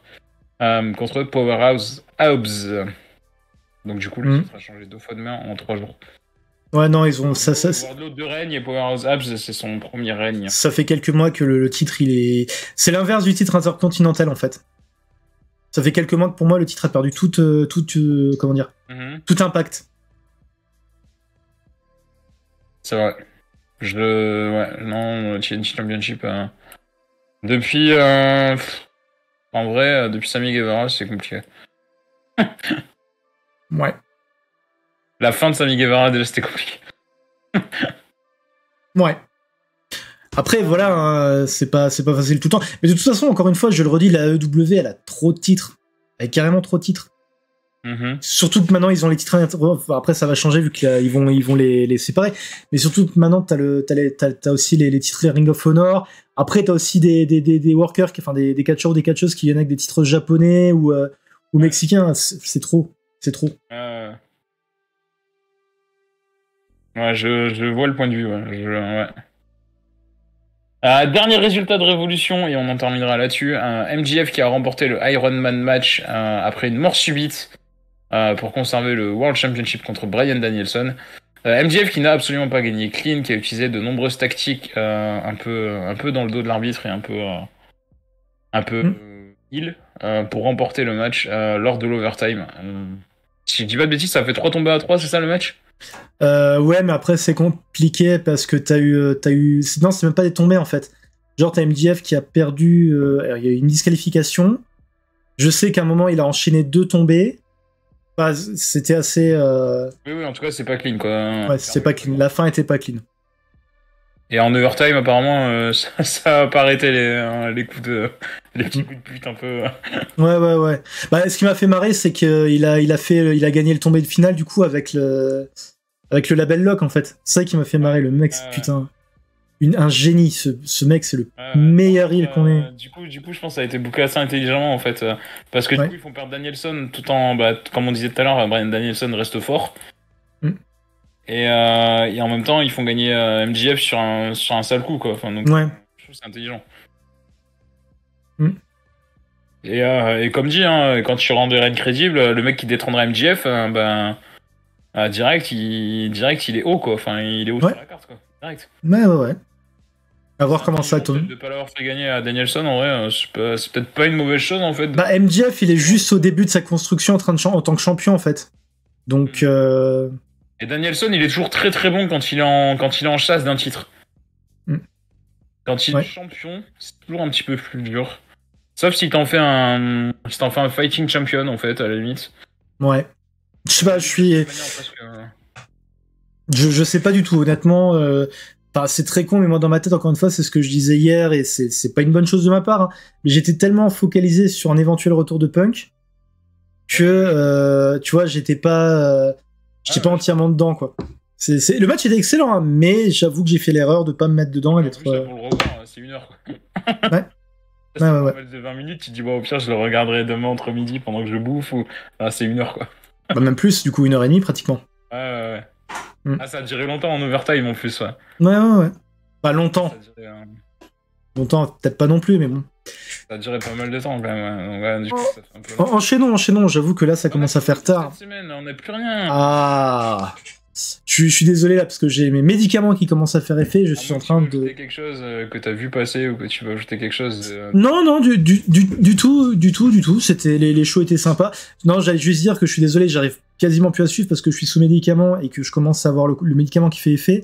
Donc j'allais me contenter de remercier les personnes qui seront venues en live ou en différé et à dire aux gens à la prochaine, que ce soit sur YouTube ou sur Twitch, tout simplement. Replay à 19h le samedi sur YouTube, tous les samedis. On est en live le jeudi soir à 20h30, exceptionnellement cette semaine on était en live vendredi. Mais voilà. Sinon c'est le jeudi soir à 20h30. N'hésitez pas à venir nous voir pour discuter avec nous des informations de la semaine. Voilà. Il y a plein de bonnes choses qui arrivent et ça va être très cool. Mon cher Declan, je te souhaite une bonne soirée. Et puis bonne soirée à tout le monde. Et puis bonne soirée à tout le monde.